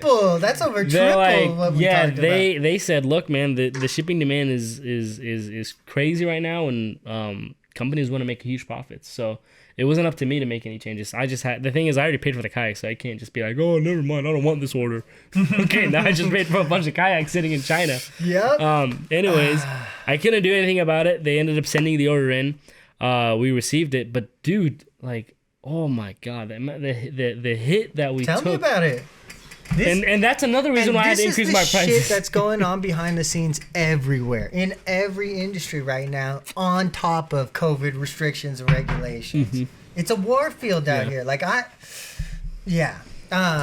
so in LA, I was hearing, and again, I don't have any experience. I'm not shipping in anything, but I was hearing prices that where a container last year cost $2,000, $16,000, 8 times the price. And businesses are paying. They have to pay. Yeah, there's no option. And who pays in return? The customer.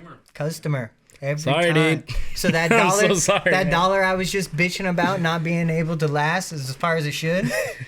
I mark my words, 2-3 months from now, it's going down. Yeah. It's going down. Yeah. It's gotta take time to make its way out here for us to feel it, but I'm hearing talks of like food shortages by the end of the year. I heard the government was going to run out of money. Did you guys see that post? Yeah, well, they were until they were like, "Hey, we can go further into debt." Oh, they upped this debt limit, and then they like gave like $6 billion in disaster aid and like $40 billion to Afghan aid or something crazy. So we'll just keep tagging on the money. Yeah. At this point, dude,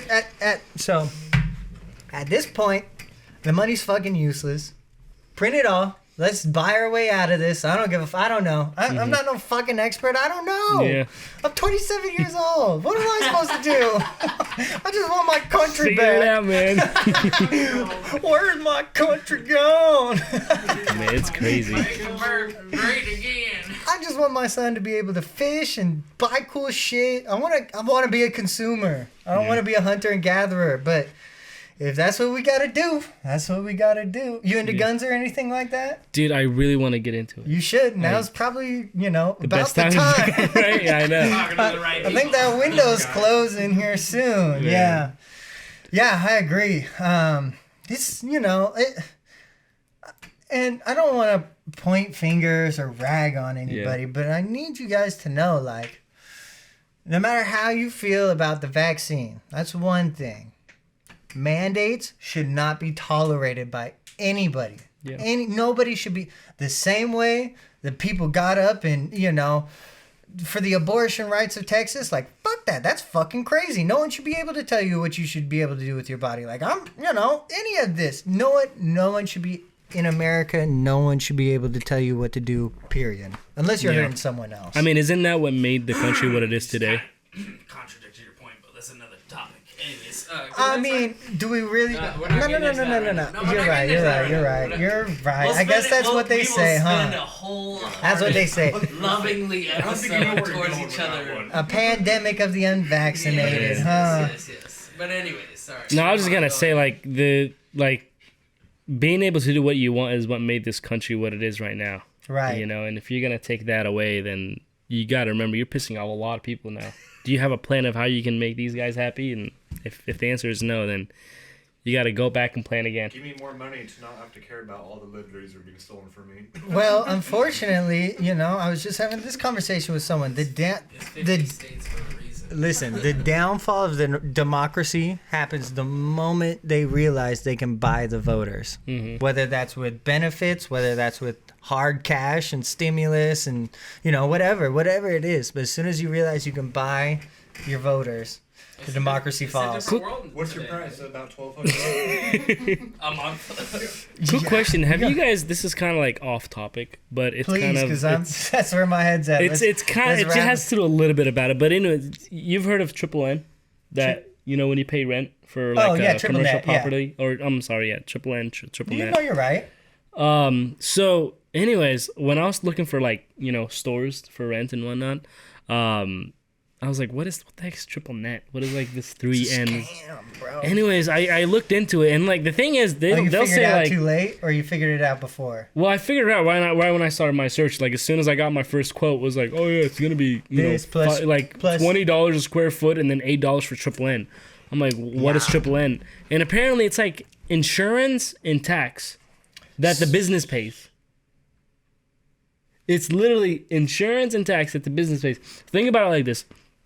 Let's say I make $100,000 from my business, right? Now I got to pay the government usually about 30%. So $30,000 is going to go to the government. In taxes. Yep. Right? So what the commercial property, stores are doing is they're passing that tax off to the tenant. With the Triple Net. With the Triple Net. That's what the Triple Net covers. It covers their insurance costs. So I was always under the understanding that Triple Net is for buildings with multiple parking spaces lots? in it. No, multiple spaces in it. So multiple different businesses operating in it. They take the entire utilities of the building, and then they will separate like your portion of the bill for your size. Oh, you wish. That's what it is. No. Look at it. That's separate. So you get charged Triple Net, and then on top of the Triple Net, you get charged utilities and sewage and the lights and. So is Triple Net the? Triple Net. Just search what is Triple Net. Yeah, look that up because I know to avoid it. I know that for sure. Let me see. Yeah. Triple Net lease is a lease agreement on property whereby the tenant or leasee promises to pay all the expenses of the property, including real estate taxes, building insurance, and maintenance. See what I mean? Okay, yep. So you're paying for everything. So you're paying for everything. You're not just paying for the utilities and insurance and taxes and maintenance. Own the building yeah, that's what. But only your portion, right? Right. That's what you're saying. Yeah, but your portion is huge. Portion of the building. Your portion is huge. Depending on the building. Like the thing is, like this is not my business, dude. Like you decided to get into the commercial real estate in business. Yeah. And so now I'm having to pay for your tax. He owns the building and you're paying his insurance. Yeah. So that bro. So I'm just like it's kind of like if you were to come in, and this is honestly something that if the government is going to allow for commercial properties to do this, then okay, why can't, like, if you were to come and rent a kayak from me, and I'm just like, okay, look, the cost you got to pay for your liability. No, the cost is $10, okay? After tax is going to be $11, and then there's Triple Net, because I'm going to have to pay taxes on that $10, so it's going to be $13, but then I have to pay, utilities and whatnot, so it's going to be $14, but then I'll actually have to pay insurance, so this way, if you drown, and you sue me because you decided you want to be a fool and go drown in the lake. That $4 is paying for it. So I'm going to charge you also another $3. Now I'm charging like $17, $18, whatever it is. On top of your fee. Yeah. So like if the government is allowing them to do that, why can't I do that in my business? Why can't that be like, obviously I'm going to lose a lot of customers too with Only that. Only if you explain it that way. But the thing is, you would have to legally. Yeah, it would be like dude, trust me, you could put that on your sheet just like that. It'd be automatic. They have to sign paperwork when they rent a kayak, right? Here's the thing. Like I can't do that because I'm going to lose a lot of business, right? But the thing is that they were able to pull it off and make it okay on tenants to do that against tenants. That's commercial tenants who just want to start a business and don't have money to buy their own and property. like you're starting and they're getting in this like 5-year lease. That's what I was saying. It's hard to ever talk good about a landlord. Yeah, it's hard to ever hear good things about a landlord. There's some that are good, but those guys are taken. Yeah. That's why they got 10-year leases on those spots. I know, they're like, as soon as they find out, like, yeah, I'm not leaving you. But I mean, like, the thing is, the fact that they're able to do that is just so messed up. I'll tell you what, one of the unsung headaches of entrepreneurship is municipal codes and dealing with the government and regulations and this and that. Like, I was kind of having a conversation with my girl where I'm like, one of the main things is like, as a business owner, you have to worry about regulation. And she's like, what do you mean? You don't want to regulate stuff? Like I get where she's like, if we didn't have regulation, that's how you get like poisonous, pharmaceuticals and this, anything can happen if there's no regulation. So I'm like, no, there needs to be some regulation. But now we're in a whole new world of regulations. Like, where's the line? And so, dealing with them can get really hard. It can be very frustrating. I'm not someone who's easily flustered, but Rob Brunk, if you're listening to this, bro, help me out, dog. You giving me some headaches, dude. Like in order to get things approved, for the business and get set up properly, I had to like sit down with the council and kind of like please them and like explain to them every situation. Did you say please them? I had to, just for the record, you said please them. He's not lying, bro. You have to. You go in front of the tribunal. You are in front of a tribunal. So, dude, I had to say what they wanted me to say, and I had to like do all my research and figure it out. And at the end of the day, do my research, figure out what they like. Oh man. But I mean, at the end of the day, they don't care, dude. If it means them saying yes is gonna create more paperwork. Yep. It's gonna be a no. Yep. They also, like most people in positions of power, do enjoy saying no too. Because here's the other deal. I'll tell you. You got a lobbyist in there that can take care of you, but. Yeah. It's not fun. It's not fun dealing with them. I was gonna tell a story, but so I forget what the here's one thing like that I'm still like shook to this day. Wasn't there like there's no common sense in law? Like, and what I mean by that is one of the biggest issues I had was when I put a fence around my the kayaks. One of the biggest issues we had, especially from the city, is what if someone in the middle of the night jumps over the fence, takes a kayak, throws it around the fence, and then goes and kayaks and drowns, and then he sues us. What if that happens? We can't just let you do that. So I'm just like, hey, you laugh. We live in a crazy liability state. This is for real. Listen, and this actually, people have won millions of dollars in lawsuits because they were able to do that. This is literally someone, trespassing, stealing, and at the end of the day, no. Welcome to Washington State. Let's continue. No, dude, there's a fence. It's locked. You can't get in. You literally have to jump out. And he's like, the kayaks are 100 pounds, so you have to lift the kayak over the fence. And then he drowns or gets injured, and now he sues you, and he wins. Yep. There's like, where's the common sense in that? In this state of Washington, if someone breaks into your house without a weapon and you shoot them, that's not good. That's murder. That's murder. You said without a weapon. Is that a clarification on the law, or? I ain't no fucking. You can't shoot him in the back. Hey, you come in my house, you're getting shot. You can't shoot. You can't shoot him in the back, right? On the back end. I don't know. You can't shoot him in the back. You have to tell him to turn around. You got to give him enough time to just be like. They have to actually pose a threat to your life for you to have actionable. But so I'm dealing with this guy, right? And so for what I'm trying to do, I'm trying to put an event space up. So for me, essentially what I'm doing is I'm looking for a business that's turnkey. I don't need to do a whole lot. No construction, no inventory, no nothing. So I'm going to put nice floors down, nice wall, right? Leave it wide open. So this guy, Rob, I'm trying to explain to him. And so the first time around, I give him that explanation. He's like, okay, you're an assembly usage, which is like a church or something. So immediately, as you do that, your occupancy is multiplied by between 5 and 7, depending on if you have chairs and tables. So with that, now you need 2 bathrooms, male and female, or whatever. Okay,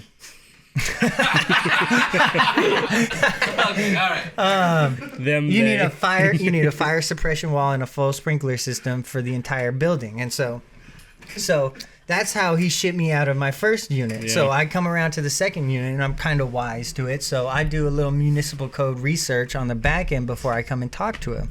Cleared it with the fire marshal, cleared it with this other guy. He's like, all right, cool. As long as you can get like a usage that keeps you at under a 50 vacancy or occupancy, you won't need like fire suppression and all that stuff, right?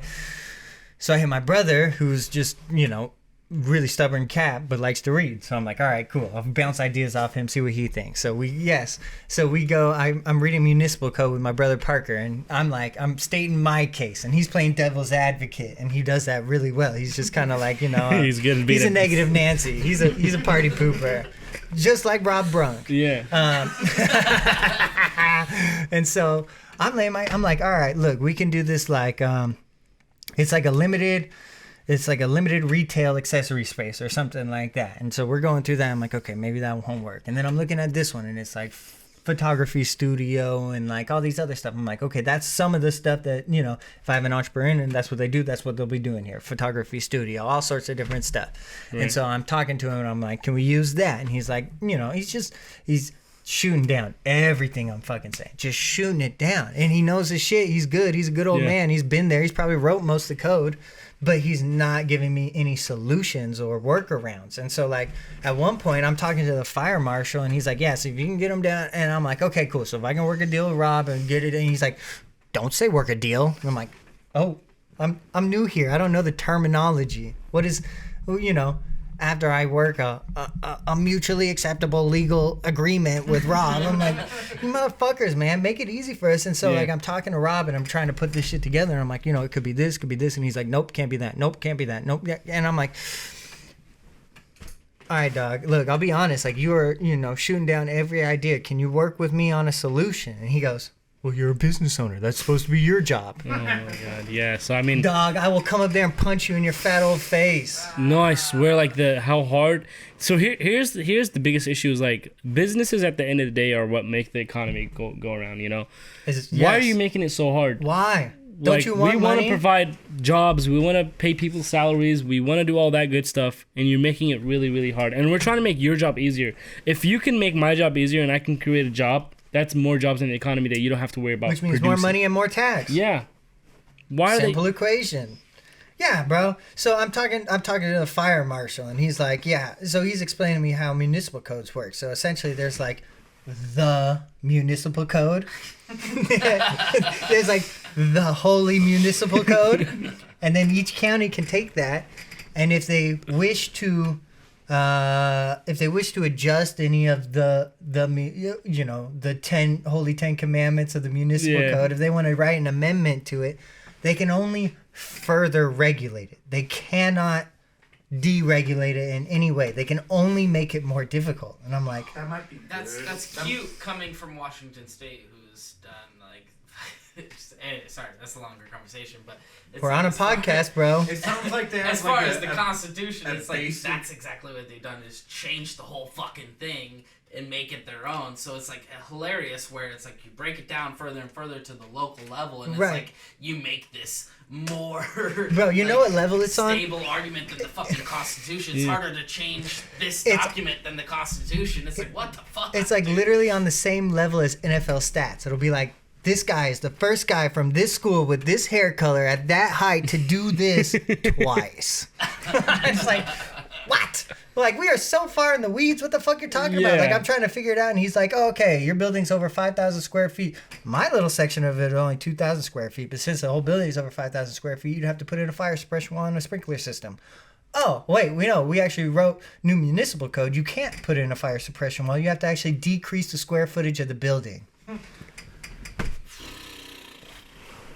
What? All because of a stupid law that was written. By him, by the fucking fire marshal. Actually, he was cool. I'm not talking, no slander on the fire marshal. He actually, like, I went back to him after Bob, and I was like, look, I can not talk circles around people, but I can keep up with just about anyone. There's something about that Rob Brunk guy that makes me feel dumber after I get off the phone with him than when I got on the phone with him. Mm-hmm. And he's like, look, here's what he meant. This is how it all works. That sounds like a good opportunity. Find someone that's completely out of your way of thinking and has maybe a different point of view or is smarter, more intelligent, you could probably learn something from them.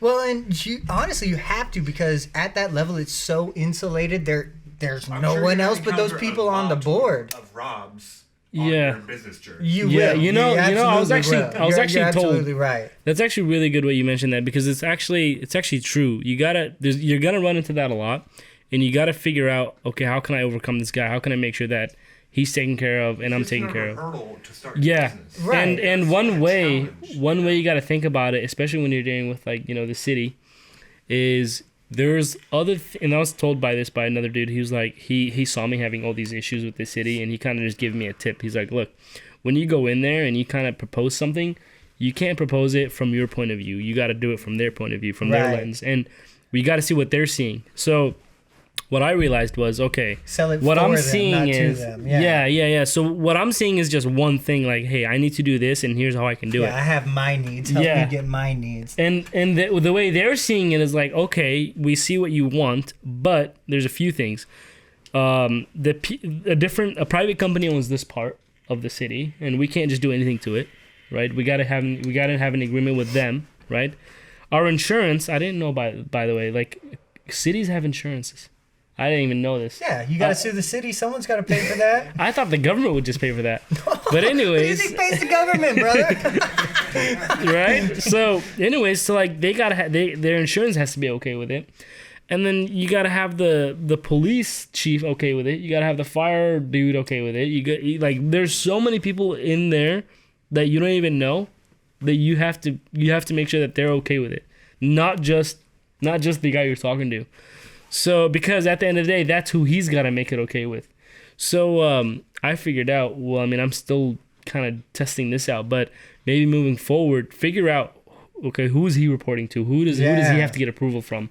And kind of like get an okay from them. This way, it takes care of two things. He doesn't have to worry about that work, having him going to reach out to those guys. But, also makes just things easier on his end, and kind of just, he's like, okay, well, this guy, actually knows a lot. No, you gotta ask mom. Yeah, exactly. Well, I was gonna say, as you're saying this, I think I got someone to talk to who might be an in. As you're bringing that up, that reminded me. So I might have to go back to my roots. Shout out Giuseppe's. They're gangsters over there.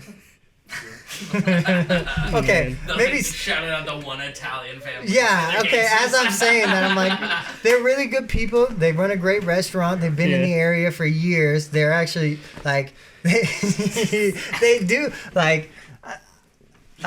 There is no criminal activity involved in this in any one way or another that I know of. But they used to one of my first location was almost going to be in business with the Giuseppe's, and so there's right up the street up here on Jackson, there's a restaurant. It's called Grassi's, I think it is. Mm-hmm. He used to have a restaurant on Center Street with like a flower boutique, and so he moved over here, got on 19th. He had some medical issues and then COVID, and his stuff wasn't doing well, so he was going to sell the place, and ended up like working with the Giuseppe's. And there's another Italian family, and they were all gonna come together as like a 3-way restaurant and call it La Familia. So we're we're getting close, but so shout out those guys. That's a great restaurant here in the city. Yeah. Check them out. They just got a whole new sports section and lounge and all that stuff because they're bosses. Man. Dude, I mean, I love what they've done to Point Rustin too. Like, just how like. Gosh, yes. Okay, let's get on a bright note. They are kicking ass down there. I tell you what, I haven't been down there in a long time. That used to be my mail route. Was the entire city of Rustin, so I was there every day. It's like a whole city down there. Well, they started building a whole new city on top of my route, so I had to bounce out because they were still expecting me to do, an entire extra city at the same time. I'm like, you guys are tripping. So I went down there for that when I saw you, whatever that. The Tacoma Night Market. The Tacoma Night Market. Oh, that's what that is? Yeah. Oh, dude, my girl just told me about it. What the fuck is that? Dude, that thing is pretty cool. So have you ever been out to the yacht club down there, like the Tacoma Yacht Club? So they like. It feels like they built like a whole nother walkway to connect the area. Yeah, Metro Parks. It's Metro Parks built it. So real quick, it's actually named after the dude who wrote Dune. I don't know if you guys have heard of that. Maybe the movie Dune, or it was based off of a the book. It's like Sounds extensive familiar. ass fucking book that like. Is he from here? He's from Tacoma. Yeah, he's born in Tacoma. Interesting. In like 1960. Is it a good book? Something. It's like one of the most difficult books to fucking read. Like Hard really pass. Good books. Oh, hard pass for me. Go watch the movie then, dude. Easy. I'm in Watch there. the movie. There you go. But that's named after like- that too. That walkway is named after that guy. But so they Continue built story. this whole walkway that goes all the way from Ruston, like Forelli's and what's that restaurant right there? Does anyone know what it's called? I mean, Wildfin. It's inside the Wildfin. Oh yeah. So the walkway goes all the way down into like the yacht club, and then at the end of the yacht club, bro, they put a big ass stage in there, and so they had like a whole concert there. They had a whole night market with a ton of vendors, and it was Like all 80 local vendors. vendors. Dude, it was cool as fuck. They had 4 food vendors that were out of food by like 7:00. Dude, no. Like yeah, they were out of I food, got but there like at like 7:00. a lot of the popular items were out by 3. You know, so it was That was a slip. I did not eat. Came down. I actually, in anticipation, parked like a mile and a half away because I thought it was gonna be at where the Taste is, and I thought it was gonna be like Taste parking. Yeah. So I got to get a little exercise in. Dude, but no, I food. mean, I was so upset when they ran out of food because, like, we were there all day. So Uh-huh. we're like, oh, we're just going to have vendor food. Anyways, we're like, we went and got, like, we waited like an hour in line, and then we get there and, like, oh, we're out. So, like, we had to end up going, like, driving to 6th Ave, like, one of us I had man. to go, and getting food and then bringing it back. But, dude, yeah, next time, Yeah, other than that, More just food vendors. bring more food vendors. That Yeah. was an awesome Shout out to event. whoever's making that. Yeah. Yeah. They had a full on fireworks display, and it was going off, So dude. when was this? Like a month ago ish, a couple month weeks ago. ago. About a How- month ago. Okay, how were they advertising? Dude, I don't know. I heard it I from only a friend. found out about it the day before, like the day of. Fuck. Becca hit me and was Hey, like, we're the "Yeah, let's Tac'd go." In podcast, so we don't know how the fuck these people started this event. Well, Justin, come Dude, on. I didn't know about it until 2 days before. It does seem like it was And I pretty ended up sprung getting together. a booth. Yeah. I didn't know about it 2 days before. I ended up getting a booth. Oh, okay, sweet. But the thing is, like, they should have. I mean, they got a lot of people there. But I mean, just think about it. If they were able to advertise it better, I think they would have got Yeah. double traffic. Like if probably. the city or something got involved. I don't know. I don't follow the city on Instagram, so we have the right people in Tacoma. It's just a matter of fucking Organizing. getting everybody organization. together Yeah. and fucking We do getting shit such done. a great job just by ourselves without anyone having to tell us to make these events or anything. That is I feel like we true. have such a good community to just go and do stuff. And I'll get tell you together, what. You know? That is one thing I'm hopeful for is the future. Like, Yeah. a lot of people our age are seeing the writing on the wall, and you know, we got this. Hopefully. Dude, they're they sold like not half a Point Reston, but like those Yes. condos. They sold it for $100 million to like some company in California. So check this out. So Ruston was literally on the verge of seceding to Tacoma. So they're their own separate entity. They Yeah. have their own city hall, their own Right. fire department, their own police department, right? So they were on the verge of just seceding to Tacoma because they couldn't pay it all. And so then they sold the rights to those condos right there. Next thing you know, boom, new fire trucks, new cop cars, new garbage trucks. Yeah. Dude, they were balling out of control down there. Man, Put up a couple new all because condos. of like one dude. I forgot his name, but he's So- the one that kind of like started it all. Well, and here's the other thing. So if you know, actually knows the person who Yeah, no, he developed the property all on point. and got it all squared away. Because here's the deal. You know what the biggest obstacle for that was? Uh-huh. It's full of arsenic and lead. Oh yeah, down they had to there. remove all that. Well, they had to get some paperwork that said it was, you know, That didn't want to drink Safe. water. after yeah, it's able, you know. There's a certain amount that's So, look, safe for the public. And Before all that was down there, like I said, I was a mailman there in Ruston. So they started. Do you know the I know you're not a big bar guy, but you know the Unicorn Bar right there. Yeah, didn't they close? No, it should be open. It's open forever. shit. Zombies will run that place in the apocalypse. Daryl will still be back there, double cupping everybody. Oh man.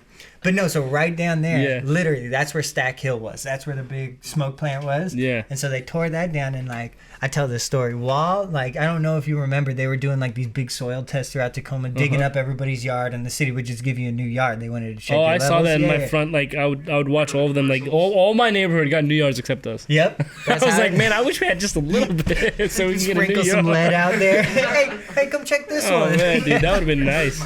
So while they're still all doing that, they start construction on Stack Hill. That's what the housing community right there is called, Stack Hill. It's ground zero. So there's tons of just... There's a reason it's called Stack Hill. Yeah, it's just tons of dirt and stuff. And these people are like, these kids are playing in the dirt. And I'm like, bro, this is ground zero for like cancer. Get your kids out of there. Yeah. But apparently it's safe. And so now we have a ton of condos and a whole city down there. If you have enough money, it's a safe spot.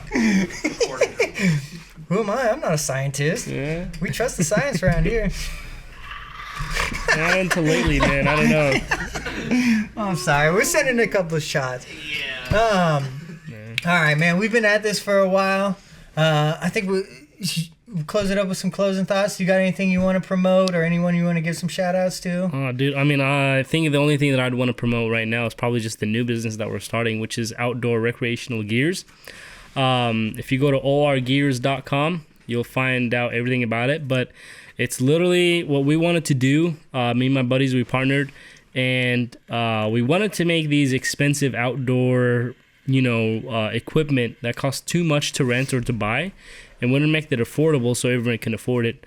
So essentially what you could do is we're opening up a store in 6th Ave, and all the details will be on the website once we finalize everything. But hopefully within the next few weeks, we should be, or actually by November, we should be ready to go. But we already have all the equipment. So we have we have skis, we have snowboards, we have camping gear, backpacking gear, kayaks, paddleboards. And we're gonna right now that's all we have, and we're gonna continuously add more as we go. But there's two ways we want to go about it. The first way was a membership model. It's $10 a month. You get access to all the equipment. You could use it for 3 days a month. Okay. So it's crazy cheap. I mean, when you go to Crystal Mountain and you rent a ski package, it's like $80. Tell them. Just for 1 day, $80 for 1 day. We wanted to make it $10, and you could use it for 3 days. And if no one else is using it, you could use it even longer. And that did get a lot of people signing up before we even opened up. But the majority of the market was not ready. Tacoma, you disappointed me just a little bit about that. They weren't ready. A lot of people were saying it's too good to be true. There's no way. There's just got to be a scam or something. And at the end of the day, there wasn't. We just wanted to offer something great. So right now, we're actually coming to a point where we're saying, you know what? Solution. We're coming to a point where we're saying, you know what? The market is not ready. We're gonna do a rental process. Just do a rental. So you come in and you pay. Well, if you go to REI, it's gonna be like $50. We just want to charge $30. Okay. So we want to make it really affordable. Yeah. But as we build trust in the community, pay what you're accustomed to. If you're gonna have it like that. Yeah. If you don't want to save a lot of money, we'd have no problem charging you more. Because option 2 is we 10x that and make it $100 a month. That'll get you in there using it. Yeah. Then they're like, oh, that's more reasonable. That is a weird consumer thing. Like, have you ever heard that example of when you walk into a grocery store and they have the two same stands of cheese on this side and this side, but this side's $3 and this side's $10. Yeah. The customer's gonna grab the $10 one, even though they're the exact same thing. It's such a weird. Well, they actually did a study, by the way. One day they had 3 wines, and then they had participants come in and taste the wine, and they would grade them from best, middle, and worst, right? And the only thing they saw was the price. The price, yeah. So it would have the cheapest, the middle, and then the highest one, and they all got graded by their price. So the cheapest one was the worst, the middle one was okay, and the most expensive was the best according to their ratings. When they peel off the tag, it was all the same brand, all the same price. But that's just how people work. And honestly, when I saw that study, kid you not, I increased all my prices for my marketing agency. I hiked up all my prices, and that's just because I realized, a lot of my clients who don't pay as much for marketing, they don't appreciate it. Right. How many times do you get a deal where someone comes in and asks 1,000 questions for a $20 purchase, and then you deal with a client who's getting something that's $1,000, $2,000, and they're payment ready? It's literally like this. I tell a client, that's how you know a hustler from, an entrepreneur from a wantrepreneur. I've honestly had an experience where, and I've seen this all over the web too. When you tell a client, hey, this is going to be $500, pay the bill, please. They're like, okay, well, I just want you to know that I'm investing all my life savings into this, and I hope this works, because this means this is going to break or kill my business, and I just hope you understand all that. With all that being said, here's a $500. Versus the other client, you're like, hey, this is gonna cost $5,000, and they're like, okay, here you go, bye bye, take care of it. Yeah. And you never hear from them, and you give them great results, and they're happy, but You can't win them all. Price is crazy how it works, man. Yep. Yeah. So that's Outdoor Recreational Gear right across the street from Marymar on 6th Ave. Go check my bar. Yes, sir. Go check my guy Burhan out. Burhan Saleh. That's my man. Me. Yeah. Beautiful. All right, but dude, this has been a pleasure. Awesome. Thank you so Until much, next Spencer. time. Sometimes we got more episodes in the works. Thank you. All right, guys. This has been another episode of Tac'd In. Love you guys. Appreciate you. Tune into the Patreon. I promise you, it's coming. We're working. Love you. Peace.